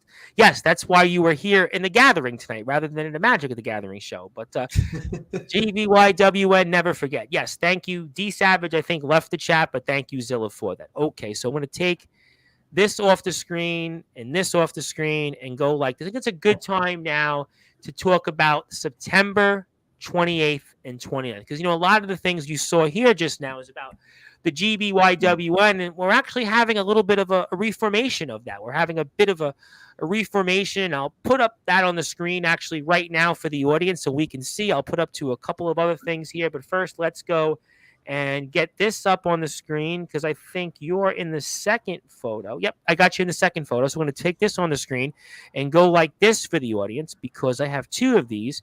I'm going to pop it right there. So BYW Community Golden Triangle Media presents in New Kensington, Pennsylvania. You guys are all at it one more for the road, and it's 15 years later. And tell me how excited you are about this going out there one more time is Rad Hazard.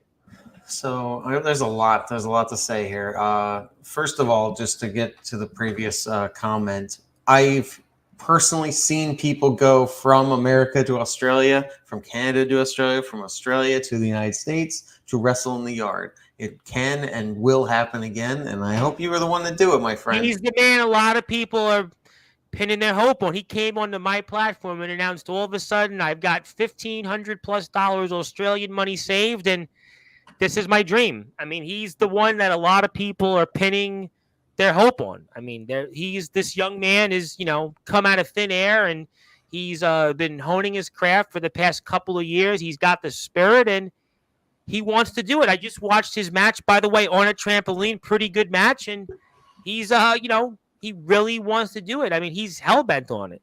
Yeah, I want him to know that he is not the first of many Australians who've desperately wanted to have these dream matches with wrestlers that they highly respected in the States. And I'm telling him they happened and they are a reality, and you can do it. It isn't a pipe dream. You can actually do that. It'll be an incredible moment. It'll be worth it because it was worth it for them. It can definitely happen. And beyond that, I thank you very much for the GYWN Day. I'm glad you didn't put that it was Rad Hazard GYWN or anything like that because No. I wasn't even the first man to coin the name. I wasn't the first man to make the forum. I was just the guy that helped lead it. No, I would never do that. We always give it to. And that's a big part of the community. It's just letters. You know what I mean? Like it's no one person ran the thing or anything because I tell people that all the time, even with this. I mean, I always tell people the people built this. I wouldn't. Yeah, I'm here hosting it, but really, they're not here for me to just sit here for 2 hours. They really, believe in something. So I think it's the same thing with what we're going to see here coming up in 3.5 weeks in New Kensington, Pennsylvania. Absolutely, and we even have 2 championship matches on the card.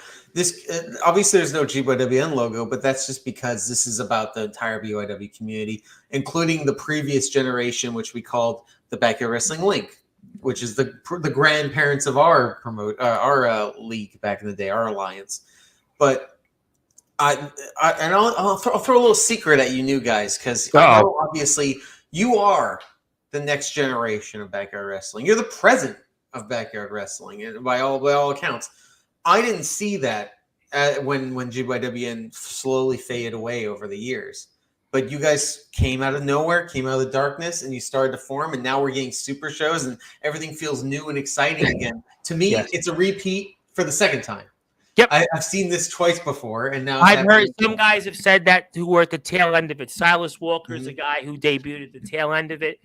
Jack Delta has talked about that also. So there are, I think, some of the newer guys who, they don't, I don't want to say that they feel slighted a bit, but they maybe don't understand. Not that they don't understand, but there's guys that have, been a part of this, that it's been done. And there are people that, have experienced it. I think Jovi gets it because he was around then. But yeah, there's no question that you guys definitely did it before, and it's something that's new because it's being reinvented for sure. And like the way it was done back then, obviously everyone was a little harsher of a critic back then, and so there's going to be a different slant compared to now. I like to think wrestling in general is nicer. People are nicer, and Remy spoke about that with her Mhm. own struggles. She talked about that on Sunday's show, that she feels that in her return to the yard, that it's been a lot better for her than even in the GBYW went, without getting into it in those, those days, for sure. And as someone who really respected and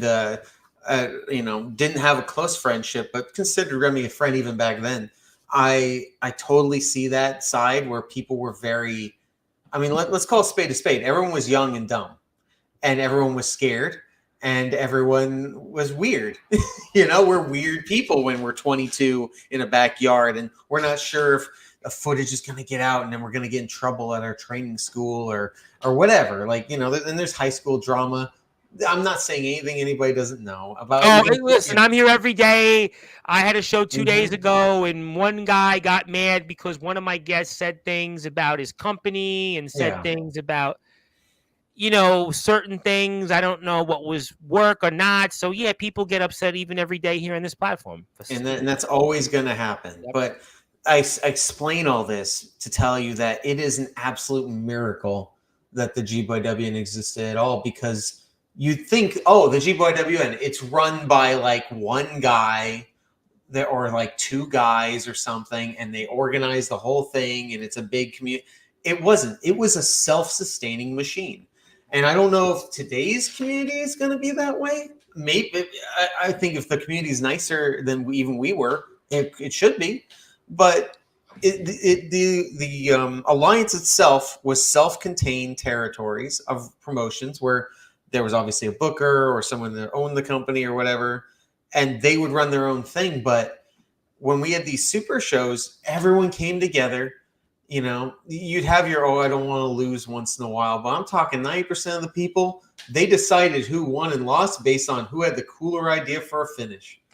It was about making everyone mark out. And I absolutely love that mindset of, it didn't matter who won or lost. It was about the performance. It was about making people pop. I cannot explain that enough. It's not about your ego. It's not about how many titles you held. I was never the world champion. I'll probably get to that in a second. I don't believe. I don't be. believe in that. I think that if you go out there and put on a good match, they'll come. That's my belief. Absolutely, absolutely. So you bring, you make it, and people will come. And even to this day, the entire time, every GBYWN champion. So I'll break kayfabe a little bit for you. I feel like it's important to explain.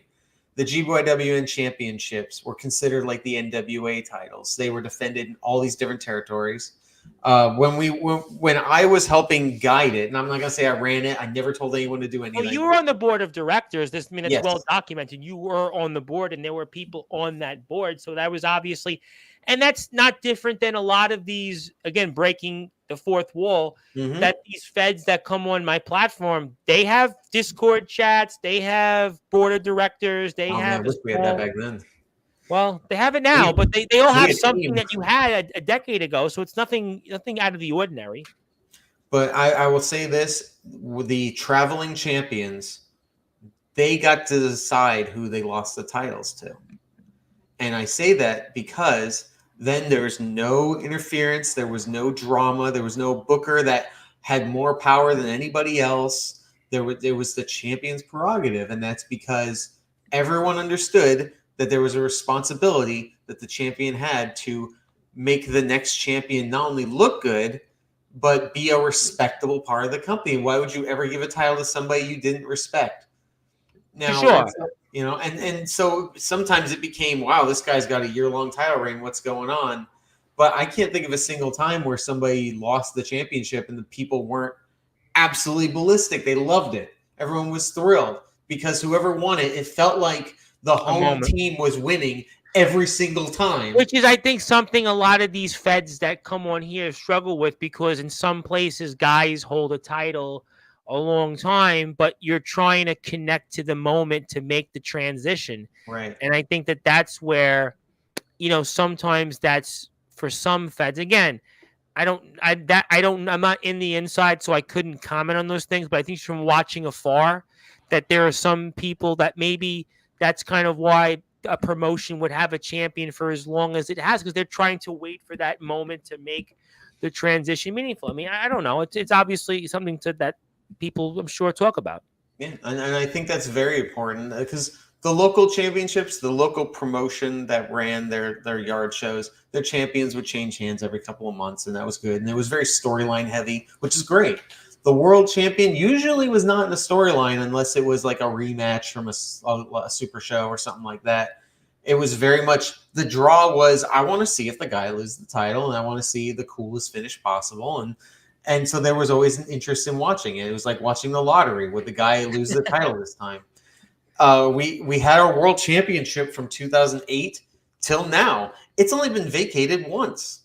Wow. Like, it's incredible. Like, everyone has done business, if you want to think of it that way. And this is the yard. And we were able to do business better than some of these other places where they're like, oh, I don't want my local wrestling title over there in that local wrestling show. Yeah, I've done a lot of British independent wrestling, and I remember even using this platform like 4 years ago, to try to get people to like, oh, would you want to wrestle each other? It would always be that, well, nope, can't wrestle them for whatever reason, because of those reasons you mostly pretty much alluded to. So yeah, unfortunately that's the nature of it, I suppose. I mean, I don't know. You can always, there's always exceptions to the rule. I'm sure people said I don't want to lose here and there. But was it the standard? Absolutely not. Absolutely not. People wanted the best finish possible. That's what people cared about. I was the same way. When I was the pure champion, I just wanted to have really interesting pure rules matches because at that point there wasn't a Ring of Honor pure title anymore. That was like a non-existent thing. So it was kind of it was something interesting on every show where people would be like, "Oh, I've never seen a pure rules match. What is this?" And then we'd have this really interesting like technical match, which was very different from the high-flying thing Sam Guevara wanted to see from Matt DeMorris. Well, pure rules, a lot of that's overseas, UK. That's a big thing in the UK. That goes back to like the World of Sport days for those that may know. I mean, that's to do a pure rules wrestling match in the yard. I think that's very unique. Absolutely. So that brings me to this show 15 years later. A lot of the feuds from 2010, 2009 are culminating to finish what is the story of Pittsburgh wrestling, but in a lot of ways the story of the GBWN. Marcus Santafonte, who was a huge player, a kingpin in the Northeast, if you will. Sick Rick, who's actually promoting the show. I actually just messaged Rick to come on. There you go. Perfect. I'll vouch for you. Thank you. I really appreciate that. Thank you. But Sick Rick, the kingpin of the Midwest wrestling scene, they're finally meeting, for, I believe, the second time ever, I believe. Oh, wow. And that's a huge deal to see that. And that's another one of those things where neither of them have a title. I mean, Santafonte was world champion once. I think Rick was world tag champion once. And they were very short title reigns. They weren't all over the place. So it's really about the notoriety and the value that they had and who they were. The match itself doesn't need a championship, pretty much. Yep, you said it. You said it way easier than I did. Well, I've got a lot of practice because I've been here doing this so many days, but it's an exciting card. And I mean, how special is it to do this one more time with all these different talents? I know this was a video was posted about this months ago. I know that there was sort of a tease about it, but how exciting is this to do this one more time with a lot of these guys from yesteryear? In a lot of ways, it's going to feel like home, but also new. And that's exciting because we've all grown up. We've all gotten better. A couple of guys haven't wrestled in a long time. That's understandable. But when they get there, they're going to feel revitalized. And we're going to see a style of wrestling that you don't really see in most promotions. I've wrestled, earlier you mentioned Ryan Ragnarok. I wrestled Ryan Ragnarok in GTS under a different name. He was Tanner Wilson. Yes. But when we wrestle each other, it was so vastly different from anything people usually see in GTS. They were freaking out. They're like, literally, Grim runs up to Tanner's like, why do you not wrestle like this every single week? And he's like, it's the style. You have to know the style and be safe and be willing to destroy yourself essentially to do it. And so this is a return to that style. And I'm thrilled because a lot of the people have, much like Sean Jovi himself, have evolved. They've gotten better. Way past the GYWN days, and even if they have retired, they're coming back for one last show, which many of these people are. it's going to be unlike anything we've seen, at least in the backyard scene, in a very long time. Yeah, I think this is really, in a way, it's an ode to yesteryear and doing it for a new generation to get a chance to see. Mm-hmm. And I think it's, obviously to see that. And I'm really hopeful that we could obviously talk to Rick about that. I understand the importance of it and what would it mean. Let me ask you, though, this. And I know there's somebody in the chat that was actually in the GBYWN, not named Sean Jovi, who you have some history with. I'll certainly get to him in a minute. But in terms of just Sean Jovi and Remy Ravage, they were self-proclaimed Global Backyard Wrestling Network rejects. Why were they rejects? Do you remember any, Remy had a few things to say about it, and Sean Jovi pretty much talked about his reasons, and he didn't listen well, he didn't take the right advice. Was that true? I mean, you wrestled on a show with Jovi. I know Remy, you knew a little bit. I mean, Remy had a few things to say about you, and you obviously caught them. But oh yeah, I mean, what were they like 10 plus years ago? They were nervous. They were why? So everything they said absolutely true. I'm going to throw that out there right now. We were young, and a lot of people didn't have great communication skills. I kind of think is a part of it. And there was a lot of clicks. They were in the Midwest area where people really valued talent over anything else. Sure. And if you're like a Chris Castle, people look up ICW with Chris Castle. Yep. Jovi's mentioned him here before. A phenomenal wrestler that I believe only had, I could be wrong, but I think he only had a handful of pro matches. Yet he wrestled like a 5-star wrestler in 2010 in a yard and on base. And he had a phenomenal style that was incredible. And we had many people like that. I wasn't like that. I wasn't that kind of person. I had to get over with my character work at first. And I got some interesting looks and people were just very nervous around me as well. But I never took it as an offensive thing. I was so outside the box because I was traveling to all these companies. I wasn't entrenched in one. I was kind of everywhere.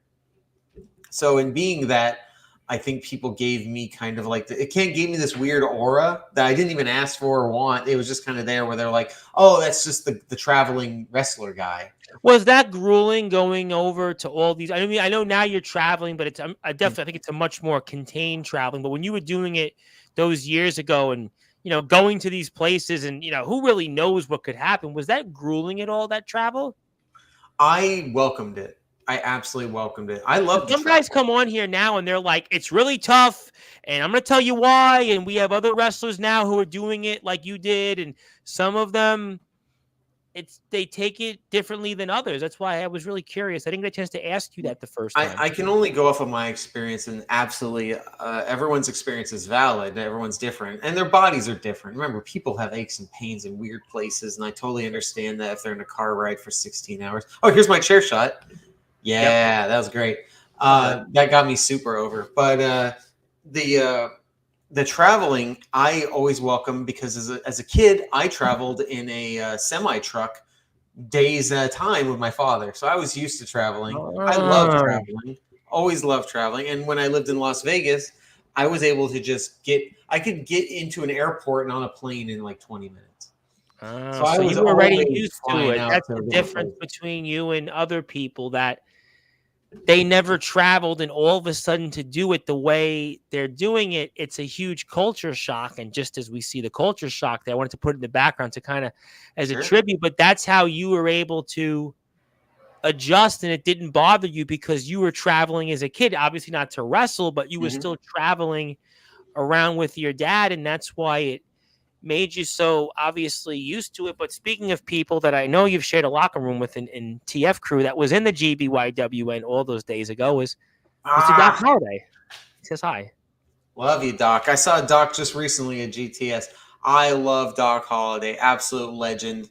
Yes. In the backyard. And it doesn't matter what era. He's the legend in all eras. I don't know how he still does it. He's doing hardcore wrestling. I seen him and He wrestles guys like Eddie Exile. I've seen him do things in just TF Crew. I've seen him in GTS and all these other places, and he's still going.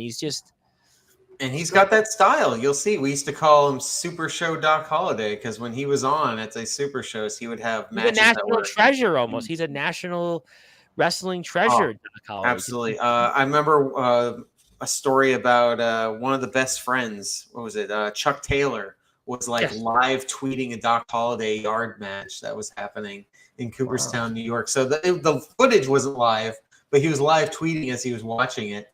And couldn't stop complimenting Doc Holliday and his ridiculous bumps on the base. I watched him. I think it was got to be like 2 months ago, and he wrestled for Jake Dvorak's company. What he was doing in that. I was like, I don't know how this guy was getting up afterwards. And I just watched him in the TF Crew the Death Row show there. I just watched what he did there too, and this guy he just finds ways to just go out there, and he wanted to say hello. So. All right, so I guess I'm saying I'll say this right now. Any promoter anywhere in the country, if you need a match of the night, Rad Hazard versus Doc Holliday will be that. Just throwing it out there. Well, I'll tell you what. I mean, I would hope to see. Has Doc been invited to Pittsburgh, or am I not allowed to say anything about that?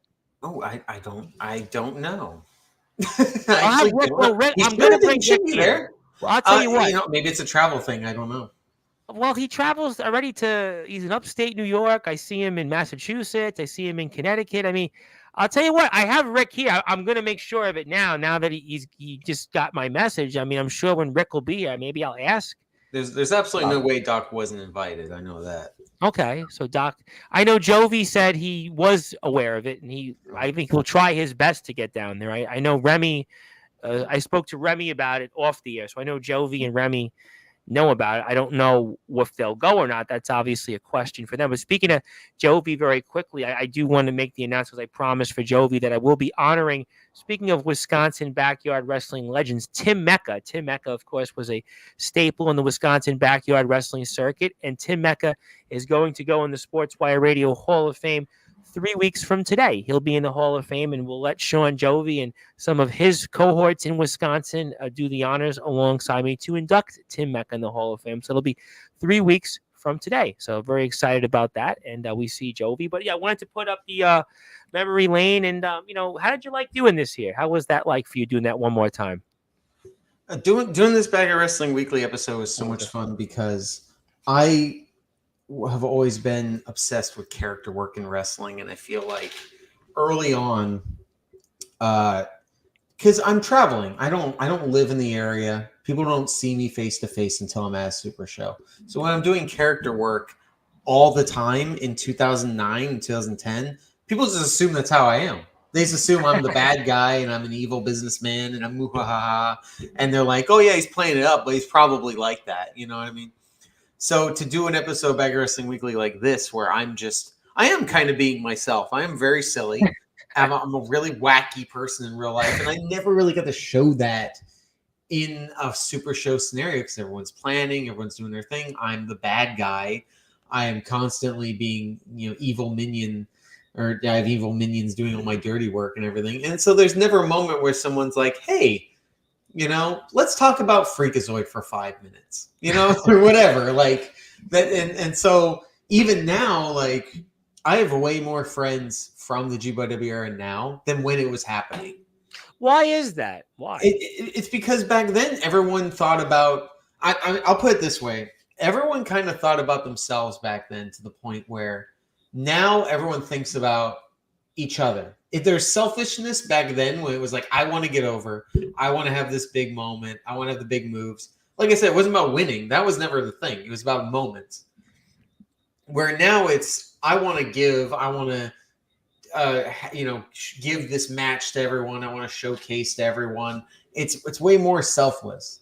And I think that came over time of us just evolving and being like, I kind of like that guy. I didn't know much about him. And, or they're watching a music video themselves and they go, oh, yeah, I wrestled that guy like 5 years ago. And I wonder what he's up to. And, and they wouldn't have thought back then because they're like, oh, I'll see him next week. I'll see him in 2 months. Let me ask you this question. I know there's a couple of influential comments I'll get to as we're here with Rad Dad Radley Belmont. He's the newest member of the Sportswire Radio Hall of Fame. We're going to be with him for another about 20 or so minutes here. We obviously know he's a very busy man. He's getting ready for some big shows coming up this weekend. You're going to see him all throughout the month of October, and you'll see him in GTS as well. My name is the Reverend Tom Bryce, your voice figuratively and literally. We're all wrestling matters.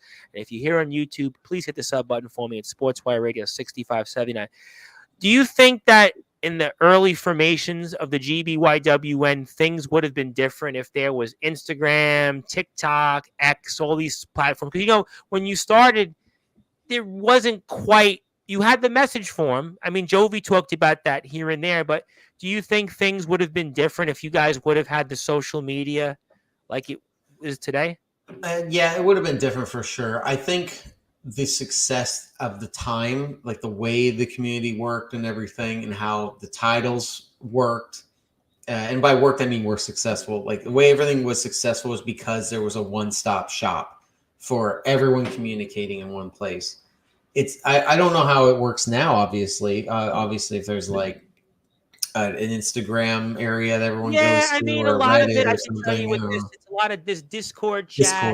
There's Facebook. There's a lot of Facebook group chats. There's a lot of, just stuff. Mm-hmm. I think Facebook's big with it. I think Instagram, is very big. I think Instagram, Facebook, TikTok, combination of Discord and Facebook group chats, a lot of that. And so I'm sure it comes off as a lot of chatter, a lot of talk. And back then it was very condensed. Everyone was waiting for this music video to drop, and then it would drop in one spot. And even though it was on YouTube, it would link to the one forum, and everyone would get on there and everyone would compliment it. And even something as simple as compliments were judged and criticized and became like your voice. And jerks were obviously out there, and people could see it immediately. And some people were trolls still. So that existed back then. We definitely had trolls, no doubt. People years later were like, oh, I was always trolling. I'm like a nice guy. And we're like, oh, we didn't know. So that's always been a thing. But I feel like the condensed nature of, I remember like I would get off work, drive home. We had to drive home because I didn't have a smartphone or anything. Drive home, get on the forum, and you just see what happened that day. And it was exciting. It really was a one-stop shop. It was like, watching. It's the difference between going on your phone now to see the news and going home in the 90s to watch the news at 11. Yeah. I mean, obviously, in the 90s, that's different. It was no, I mean, I am just old enough to remember not having a computer. I remember, like there was nothing. I didn't even like talk to people on if I was lucky, I talked to one or two people on the phone. It was like the only way I would speak to anybody is if I just saw them you just assumed you see everybody same time in the street or knock on their door. It's a different world now in that. I have to get to a couple of comments from important people. First of all, it's Copper Dragon, the one and only Mr. Copper Dragon, the legendary Copper Dragon, who doesn't normally appear in the chat. So this is for good reason he's here. I'm honored too, because he obviously doesn't come on here unless it's important. The GBYWN era was a highly competitive time in the game. Guys used to take insane spots and risk to reach the top of the Power 20 rankings. It was a privilege to have been a part of it. Good times. Guys used to go insane, both production and video promotion-wise. Wide distribution control was like gold or Bitcoin. It was all about views then. That is a huge part of the community that is lost today. And I don't mean lost as in like it's bad or good or anything. It's just, it's non-existent today. You got to remember that GBYWN started as a forum. It started in like 2006, way before there was a community and titles and all that kind of stuff. Like it was just, this is where global Becker Wrestling news is, in this forum. That's it. And back then, YouTube just started. Yep. Not everyone even has a camera to film their wrestling. So at these points, when they're doing these huge shows, or at least local shows that they're trying to do, you can't post an hour and a half long show. So what they would do is they make a music video. And that's where the idea of we need the craziest spots possible comes from. And that's why he's talking about the highly competitive nature, because of the in the space in a music video is so small that you have to do something insane to get into the music video. Sure. You know, nowadays I see most backyard wrestling shows, they release a full show or clips, whatever the case may be. Back then, some of them do the big full show. Maybe they'll do a match teaser or sure, yeah. you know. We did that at BXW. I would make a show teaser for every single event, but we did a clipped format. I would edit out most pinfalls in the matches just to make the matches shorter. And which sounds weird by today's standards, but back then people were complaining to me They do still too long. TikTok and YouTube. There are some companies that are doing the shorts also. They're doing it to get the subs up. That gets the reactions, and those are things. And we do have a Discord chat. Sean will kill me if I don't put it up there, but it's the Discord chat, which we have Pittsburgh up here. We have that phenomenal match. There we go. Yep, phenomenal match. We've got stuff from the All Wrestling Matters group. Sean has put a couple of different things here, some information. We have a bunch of different stuff. That's the group. If you'd like to join it, that's the Discord group. And also, Mr. Jovi wants to say, I forgot about the Power 20. Definitely never made that list. Only the top 20 form spammers. So who knew he was a form spammer? Now he just spams onto Sportswire streams every so often. No, actually, we love Sean. But I'm happy to say I was on the Power 20 at one point, and that was very cool to see, because I like I said, I have no control over that. So watching the GWC. Well, it's a big thing now today. There's this thing that some people are getting upset about. Some guys in the chat got upset because there's this thing. It's called BYW Hub, and they have a rankings. And some wrestlers who are sort of like in that underground, independent lane, that tweener lane, are upset because trampoline guys are on there. And some guys are upset because their Fed's not on there. And that's why I don't do rankings. I got way too many people that come on this platform. I got way too many people over. So I just say, listen, God bless. You can do anything you want. If you're not harming nobody, it gets people talking. I share it on Instagram. I have no problem with that. And, look, I don't do rankings. There's too many promotions out there. You had 80 in your day. I don't know if 80 come on this platform, but I'd say at least a good 15, 20 have been on here. But I definitely am not in the rankings business, but whoever else wants to do rankings, that's great. I could talk with you forever, but I got to get in Gabe Sayers for a few minutes, because obviously TF Crew is also coming up here. I know you got some stuff that you've done there for them, and I know that Gabe is here tomorrow to talk about the Death Row show. So, I mean, what's your future there? And I know I spoke with you about Gabe last time here. I know you see Gabe a lot in GTS, but we'll see you more in TF Crew or what coming down in the future? Absolutely. TF Crew, surprisingly enough, the first promotion I've worked at solely as a singles wrestler since 2017. Okay, almost the beginning. So that's this is the beginning of the solo run, and Papa, like I said, Papa Bear is always invited, but he's a little busy right now. So he's very good at sports betting. He's very good at picking odds, over and under. He's very good. He can become a millionaire. We can have Stepdad's Wrestling Federation, and that'll be the end of it. I'm close to that range. I mean, maybe I could be your tag partner instead. I don't have his size though. Well, you and me, we're going all the way to Alabama. We're going to Ohio. We're going all over. Let's make it happen.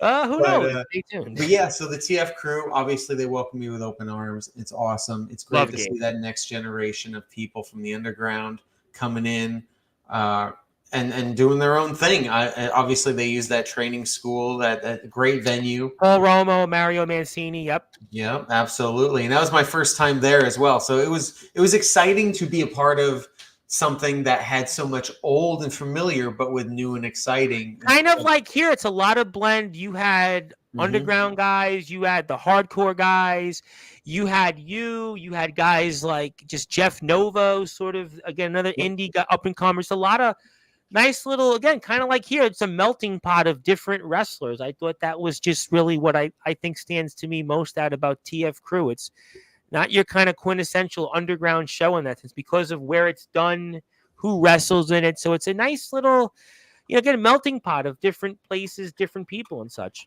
I absolutely agree. Like, not only the cool venue, but also the fact that it was like, oh, I know Jeff Noba from Truly Independent Wrestling when we were at the same show as back then.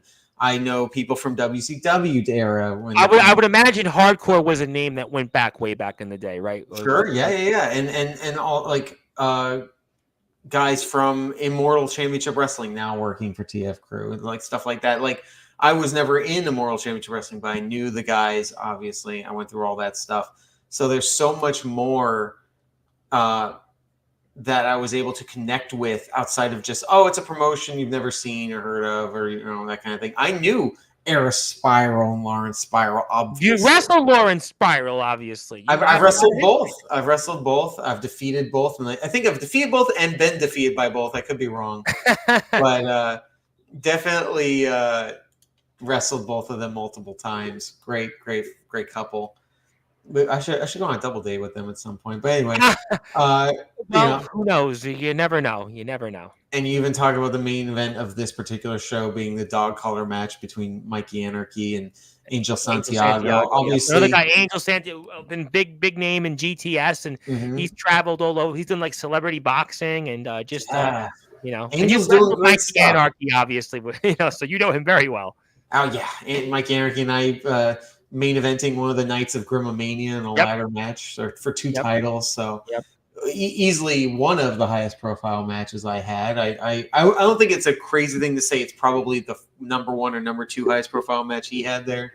And I hope he comes back. I hope Mikey comes back to GTS, and I hope he keeps traveling to all these other places and kills it, because he's a phenomenal talent. Obviously. I really I've had him here once I just found him to be a really, for a hardcore wrestler of his stature, just a really humble guy. I really thought he was just a really, really nice guy. I hope I'm not, hurting his character, but I just thought it was just a really down to earth guy. Just realized what I really, to me, struck most to me when he came here. Just really liked him a lot. That's what I like a lot about the TF Crew roster, is a lot of the talent I've either known directly or they've been on here. Obviously, Gabe, I mentioned Jake Dvorak, Justin Abel Sane. Obviously, Eddie Exile is a name I know very well. Hardcore, Jimmy Controversy, but a lot of these names, I've spoken to them. Santiago's been here. Obey's been here. Yes, the Obey's been here. I mean, a lot of people from the TF Crew have been here. So it's I really think it's just a good mix of people, and I think the venue, they're doing it the right way, I think, in a lot of ways. And I think that's, why it's a fun little company. And I think that's why, it's a good place that I'm looking forward to seeing you more often. Yeah, I agree. I do not associate with riffraff. I don't waste my time with people who are just going down the drain. I don't see that with TF Crew. I see things going up and up and up. And I think everyone that watches sees a better product with every show they do. Yeah, and I think Gabe, him learning through the learning tree of Mario Mancini and Paul Roma, their experience speaks volumes. I think Gabe, what he's done in evolving in terms of what he's done with himself, I think he's come a long way. I'm sure he'd tell you this, on and off the round on what he would still will say tomorrow. But there's no question that because what Gabe is Gabe. But I think he's really done a lot of good things, and that's why I'm proud to support the company. I'm a Patreon subscriber, so Gabe owes me the welcome video for that, but we'll definitely see you there for sure. Let me get to Big Man Cam before I get to a couple of more things. This new rankings thing ranked him number 2 1 week. He appreciated, but it's nothing I'm going to take to heart, because if they put me on or off, that's why I think I don't get in the middle of rankings. People want to do whatever they want. No, I agree. I agree. I know it's been obviously an historic evening to have you, but anything else that you want to talk about, anything else you want to share before we, sign off for the evening? Anything else that we should know, Mr. Rad Dad? Yeah. One thing you brought up at the very beginning of this show that, my memory comes and goes, too many chair shots, but it continued to come back to me throughout this entire conversation, is the fact that wrestling, and I'm saying that as a broad term for any genre, any style, wrestling saves lives. It does. No, really, it really does. There's a lot of people, like I know you were having some fun in the video we saw about the GBYWN and what it meant, but really, I do think that in backyard, from what I've seen in this circuit, that wrestling's meant more than just wrestling and wrestling somebody. I've heard people talk about their mothers dying, and wrestling kept them going. Remy talked about depression. I mean, people on here have talked about suicide. I won't name wrestlers, but there's been a few in this chat that have talked about mental health, and they were crying every day, and just being out there, being here. I mean, so there's been a lot of people, that've dealt. We had one wrestler. I won't name his name because he's a hardcore wrestler. Talk about something happened to him with his, ex, and he was like, he considered, killing himself. So there's a lot of, real everyday issue. We had one wrestler came on here a couple of days ago who went through a breakup, and, it's unfortunately in the middle of a promotion he worked for. So it's really awkward. So, I mean, there's been like a lot of just, everyday problems that I think in some ways I do go back to that lyric, and we hear everyone's problems, but I'll still be there. And I think that that's really, in a way, what you did and what Backyard and just wrestling is in general, from my opinion. Mm-hmm. Yeah, absolutely. And I mean, I think of it as I'm very much a person that was very depressed at times in my life. I consider most wrestlers have probably been in that scenario one time or another. It's a lonely travel. It's a hard grind. It's you wonder what you're doing. The money's not very good, and people look at it and say, "What are you doing out there?" And it's tough. It's not there's not a good support system because it's a very lone wolf mentality. There's a lot. It's dog eat dog. I mean, there's a lot of things that I could definitely understand. That. And there's definitely something to be said for, at least with this style and everything, that, like Remy said, we are kind of the misfits. We're the outcasts at times, especially a lot of people early on in their careers. They haven't met a lot of people. They haven't done a lot of things. They're worried about the future. They're worried if they have a future. I was definitely that same type of person. And the one thing that I feel draws that mindset of person to wrestling is the fact that wrestling, by definition, is a collaboration. You cannot wrestle yourself and have a successful program. You cannot just stand in a ring by yourself and produce wrestling. You could produce a promo, but without somebody to promo about, you have nothing. You can create your own character, but without a foil for your character to have conflict with, you are nothing. Wrestling itself is a collaboration. And I feel like for me, wrestling drew me in because it meant having to interact with these people, learning who they are, them learning about me. It almost forces you to befriend, if not become friends, at least befriend people you would never know in the real world. I could say honestly that probably, I don't even know if there's a probably, I would say arguably 99 to 100% of the people I know today, I would not know if I never wrestled. I would never live in the Northeast. I would never have met the love of my life. I would not have a single friend that I have now without wrestling. And that's a very extreme case. But a lot of people that are alone and they're afraid and they don't know if they have futures, I've been there. And they use wrestling as an escape, but eventually it becomes medicine. And as long as you don't become too addicted to the medicine, it can be very helpful, very hopeful. Yeah, I had a British wrestler come on the Tribal Cheese, and his last match, he wrestled about 5 months ago. He said, "I'm not doing anymore. I'm struggling with mental health."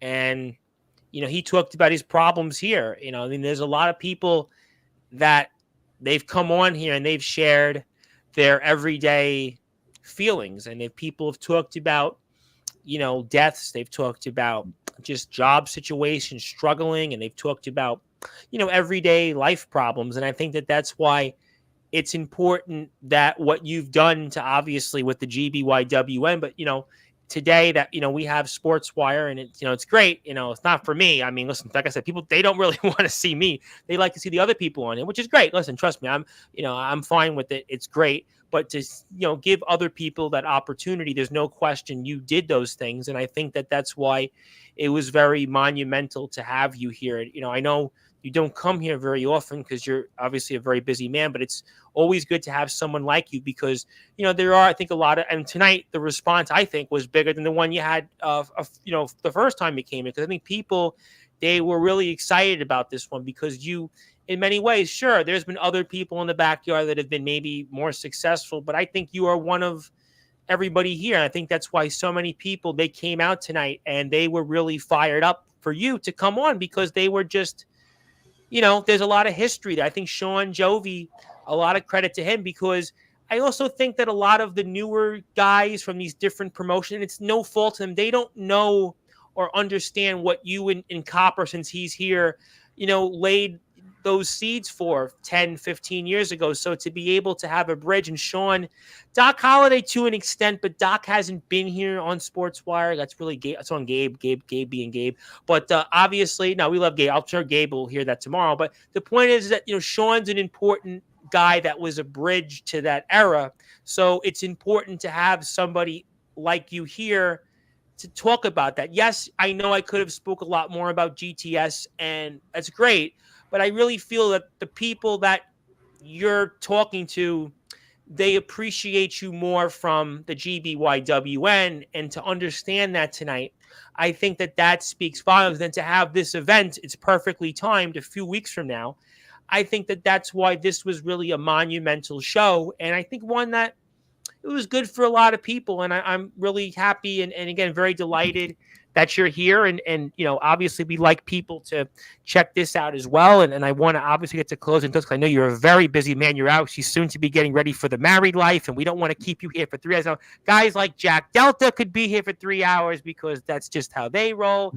You're a busy, very, very busy man. And I'd like to now give you the floor now, give you some closing thoughts on this really historic night. And I hope, obviously, you come back. I know you get asked all the time to do podcasting, but I really think, again, this one, it is in a way, like I said the first time, you're at home for. And I really hope that you would come back and just thank you for all that you've done for us here in this sport. And I'd like to pass the baton to you now. Oh, thank you very much. I really do feel like this is a homecoming in a lot of ways because even though I've only been on Sportswire Radio once, the content we talk about, the audience you have, obviously they go deep into the roots of my history. And so many podcasts, I only get to talk about one part of it, where here I get to talk about all of me. Well, this is the only one. Now, I really, not now I'm going to not be humble. This is the only one. There's really nobody else out there. Now, there are guys that do hardcore. There are guys that do some of the independent. There are guys that do the 2K streaming. And again, God bless them. There are guys that do backyard. But this is the only one really where Tarzan Duran's been here. Rad Dad's been here. And then there's guys that have Sean Jovi that have been here. Then there are guys that Jimmy Controversy have been. Then there are guys like Dean Allmark, who's a living legend. So this is the only platform where everybody gets blended in. There's no other platform I can humbly say that has that. That's why it was so important to have you here to talk about that history that you've been a part of this time. And you brought up a really good point that I want to let everyone out there know and understand is that Sean Jovi, and he'll tell you this firsthand, I'm sure he's actually probably said it a million times, Sean Jovi in 2010 was the bottom of the barrel. He did. He was the low, and I'm not saying as a person, I'm talking about as a person on the card, a wrestler on the card. He was the bottom of the barrel. He was the opening match style. He was the lowest of the low, new guy, if you want to even think of it that way. And he's the one that today, what is it, like 15, 16 years later, whatever it is, he's the bridge. Guys love him here. I mean, listen. Yeah, and they love him. Everybody from every Fed, he comes on his own Fed. People have mixed opinions on, but when Jovi, I love Jovi. Everywhere I go, Jovi, I love him. I love Jovi because they see him and he's just this figure that, I mean, you'd almost have to pay someone. Even if you paid somebody to put a gun to their head, they still couldn't come up with something bad to say about Jovi. He's really just, I mean, he's universally, I mean, he's the most beloved figure, I think, in the backyard currently. And who would have guessed that 15 years ago? No, and I want everyone out there to know that that it's phenomenal that that's happened for him because of where he was 15, 16 years ago. And obviously his wrestling's improved greatly. His promo skills improved greatly. His confidence improved, all that stuff. But what I see and why I've been friends with him since, I don't know, 2009, 2010, somewhere around there, is because he's had the exact same enthusiasm and passion for wrestling, the exact same, no less, the exact same passion for wrestling that he's had back then. And that helped fuel him all the way through all the criticism that he used to get, all the pity he used to get. It's fueled him to become a better wrestler in the ring, but he's still the same Sean Jovi as a passionate lover of the sport He of was the professional wrestling. first yarder, I believe. He's one of the first or second yarders officially that actually came on the Sportswire. He was the first. A little over 2 years ago. He was the first one of two individuals that were to come on from the yard. You know, I'm a frontiersman at that. How about that? So yeah, like I want people out there to know if you feel down and if you feel like you're at the bottom of the barrel. Maybe you are. Maybe it's undeniable. You are the bottom of the barrel. You're the worst of the worst. You absolutely suck, and they barely put you on the show. Well, that was Sean Jovi, and now people consider him a legend. they do. And it's not because he got angry and took his ball and went home. It wasn't because he shot on somebody. It wasn't because he stiffed somebody. That's Sean Jovi no showed again. No, he never did any of that stuff. He just stayed passionate. And he kept fighting the good fight and doing what he thought was right. He did the wrestles, and he turned out to be this fantastic legend. I could not be happier for him to be. And he's continuing on from where guys like myself have not. We've moved on to other avenues of wrestling, and I love that he was able to do that. I would have done that if I got no success on the indies. I feel like I would have tried to do that too. I'm so happy that his success comes from the thing he loved the most, the backyard wrestling, the underground wrestling that he was so passionate about. That's his success. And only he can have that success. There will be no other Sean Jovi. I would not have been another Sean Jovi. He is the one and only. And that's something to be admired, and it's something to study. So if you absolutely suck, you can be a legend.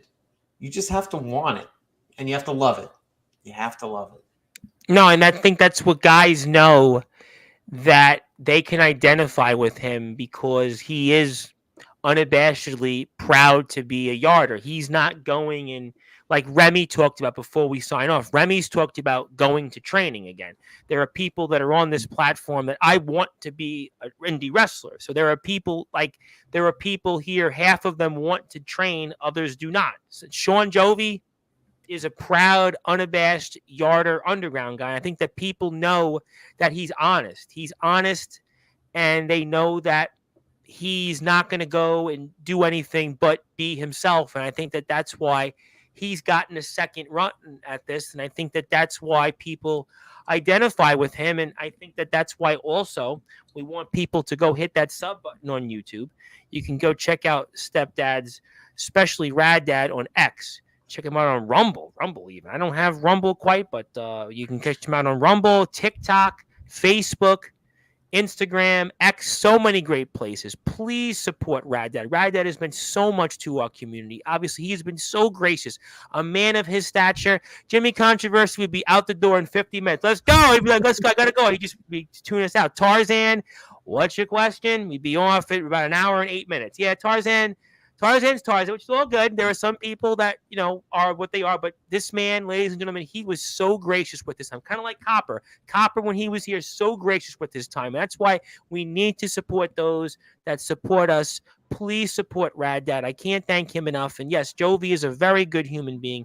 Very happy he is with us on the team. And I can't thank you enough. We have to let you go because we know we got a lot of stuff that you have to do coming up here. Get ready for work, training. Tom, let me throw one thing at you before you sign off. I have to say this. I wanted to say it last time. I gotta say, I hear a lot of people, including yourself, saying that, oh, he's the new Rad Hazard. Tom Bryce, the new Rad Hazard, the new guy leading the charge and stuff like that.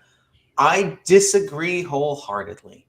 What Good. I did, thank God. I'm glad I agree. I'm not. What I did is so different from how you do. I brought a bunch of people together through a news channel on YouTube and convinced them to work together because they all wanted to see themselves on this news channel that everyone was watching because everyone was on it. That's the secret of how it worked and why it was viewed highly and stuff, because everyone watched it because everyone was on it. You guide the story of wrestling through the All Wrestling Matters brand by literally letting them tell the story for you. You guide the history of what we're doing now. It's totally different from the way it is different. It's a totally different dynamic. I went back and watched what you did. It's apples and oranges. It's a completely different thing. There's no comparison to what you did and what I'm doing here. Just like we said at the beginning, I wouldn't have the voice. I couldn't hold my voice like you did. That's a different conversation. No I will way. tell you, I was able to praying for me with the voice. Yeah, I was able to get lightning in a bottle at a certain time, and you're doing the same now in your own way. And so, this has been 6 years. I have done a lot. I've done college. I have a background in college sports. I've done news. I mean, this is not, this was not lightning in a bottle. This was like, I finally now I'm getting like neighbors and people in my own community, people I know for years that are like, oh, wow, you really are like, it's my mother even. Actually, where's the link? Where's the link to the shows? I watch you on YouTube now. For years, when I started doing this, it was like, what, this podcast? What the hell? Please stop the podcast. Do something else. People were like, I don't want to listen to you. It was just like, but for whatever reason, through the grace of God, I just kept going. I mean, I did different things. I did British wrestling, and even then people would tune me, why are you talking to these British guys? They're boring. They can't talk. And then I do the backyard, and that's the light. It was the trick, the backyard and the underground. And like, that's really, but really in the last, I want to say like 9 months, the last 8 or 9 months is where I've had people that like, were like, okay, it's good. I didn't realize you were this. When I was starting, I was on Skype, I was on SoundCloud, and it was like through muffled headphones, and it was like a different time. But like, it was definitely not lightning in the bottle. But whatever you say, I'll take, because you are still a living legend, and I got a long way to go. I'll never be in your shoes, but I thank you for everything that you've done. No, you've done so much for us, and I can't thank you enough. And I want to obviously let you go, but before I do that, one more time, that's your information. I'm going to put up all the links here on social media in writing, so you have that also. So please support Rad Dad. All those links there. Please support him. You can catch him coming up here for Sanctuary Wrestling. You can see him here also in Connecticut. You can see him all throughout the circuit. Lakewood, New Jersey. You can see him through the Northeast TF crew. Please support independent wrestling. Independent wrestling is also the fabric of our circuit and our scene. There's nothing like watching live wrestling. One of my friends is Chris Urban, who was actually returning to the ring in New Jersey. He was trained by Amazing Red at House of Glory. So I always want to support our independent wrestlers. Rad Dad has done that. He is a guy that grew up in our community, served our community, and now he is doing it on the biggest and the brightest stages here in prime time. And he is definitely a part of a movement he helped build without even knowing it. Congratulations, my friend. I cannot thank you enough for being so generous. I can't wait to hopefully see you soon. And thank you again. And I definitely can't wait to watch you. I'll definitely be mentioning you to Gabe tomorrow. I'm sure Gabe will have a few things to say and some about that. And I look forward to that. But until then, I will send these certificates to you off the air, and I might ask, where is that? I don't know, you off the air. So we'll connect there maybe, but thank you so much, my friend, and congratulations also on the engagement, and look forward to watching you in the ring this weekend and very soon. Thank you very much. All right, that was the newest member of the Sportswire Radio Hall of Fame, none other than Mr. Rad Dad, Radley Belmont. Once upon a time, he was Rad Hazard, the host of the Global Backyard Wrestling News. He was later a part of the Radical Movement. He was the GBYWN Pure Champion. He was also the U.S. Champion. He was also a man at the center of a movement that is now today. You've also seen him in GTS. He's been the GTS Intercontinental Champion, wrestled Grim with the most live views and impressions on any GTS show in history, 3,000 plus. You've also seen him wrestle the Rock and Roll Express and a who's who of other people in the independent circuit. You can also check him out here coming up September 28th and 29th in the GBYWN reunion show in Pittsburgh. Rick will be on here for that. I can almost rest assured on that. So we'll talk about Rad Dad here, that and some. And my name is the Reverend Tom Bryce, your voice figuratively and literally where all wrestling matters. If you're on Sportswire Radio, you're going to go back to your regular scheduled programming. If you're on YouTube, Gabe's here tomorrow, so you won't want to miss that. And until then, good morning, good afternoon, good evening, wherever you are, on the number one global radio station that is Sportswire Radio, where all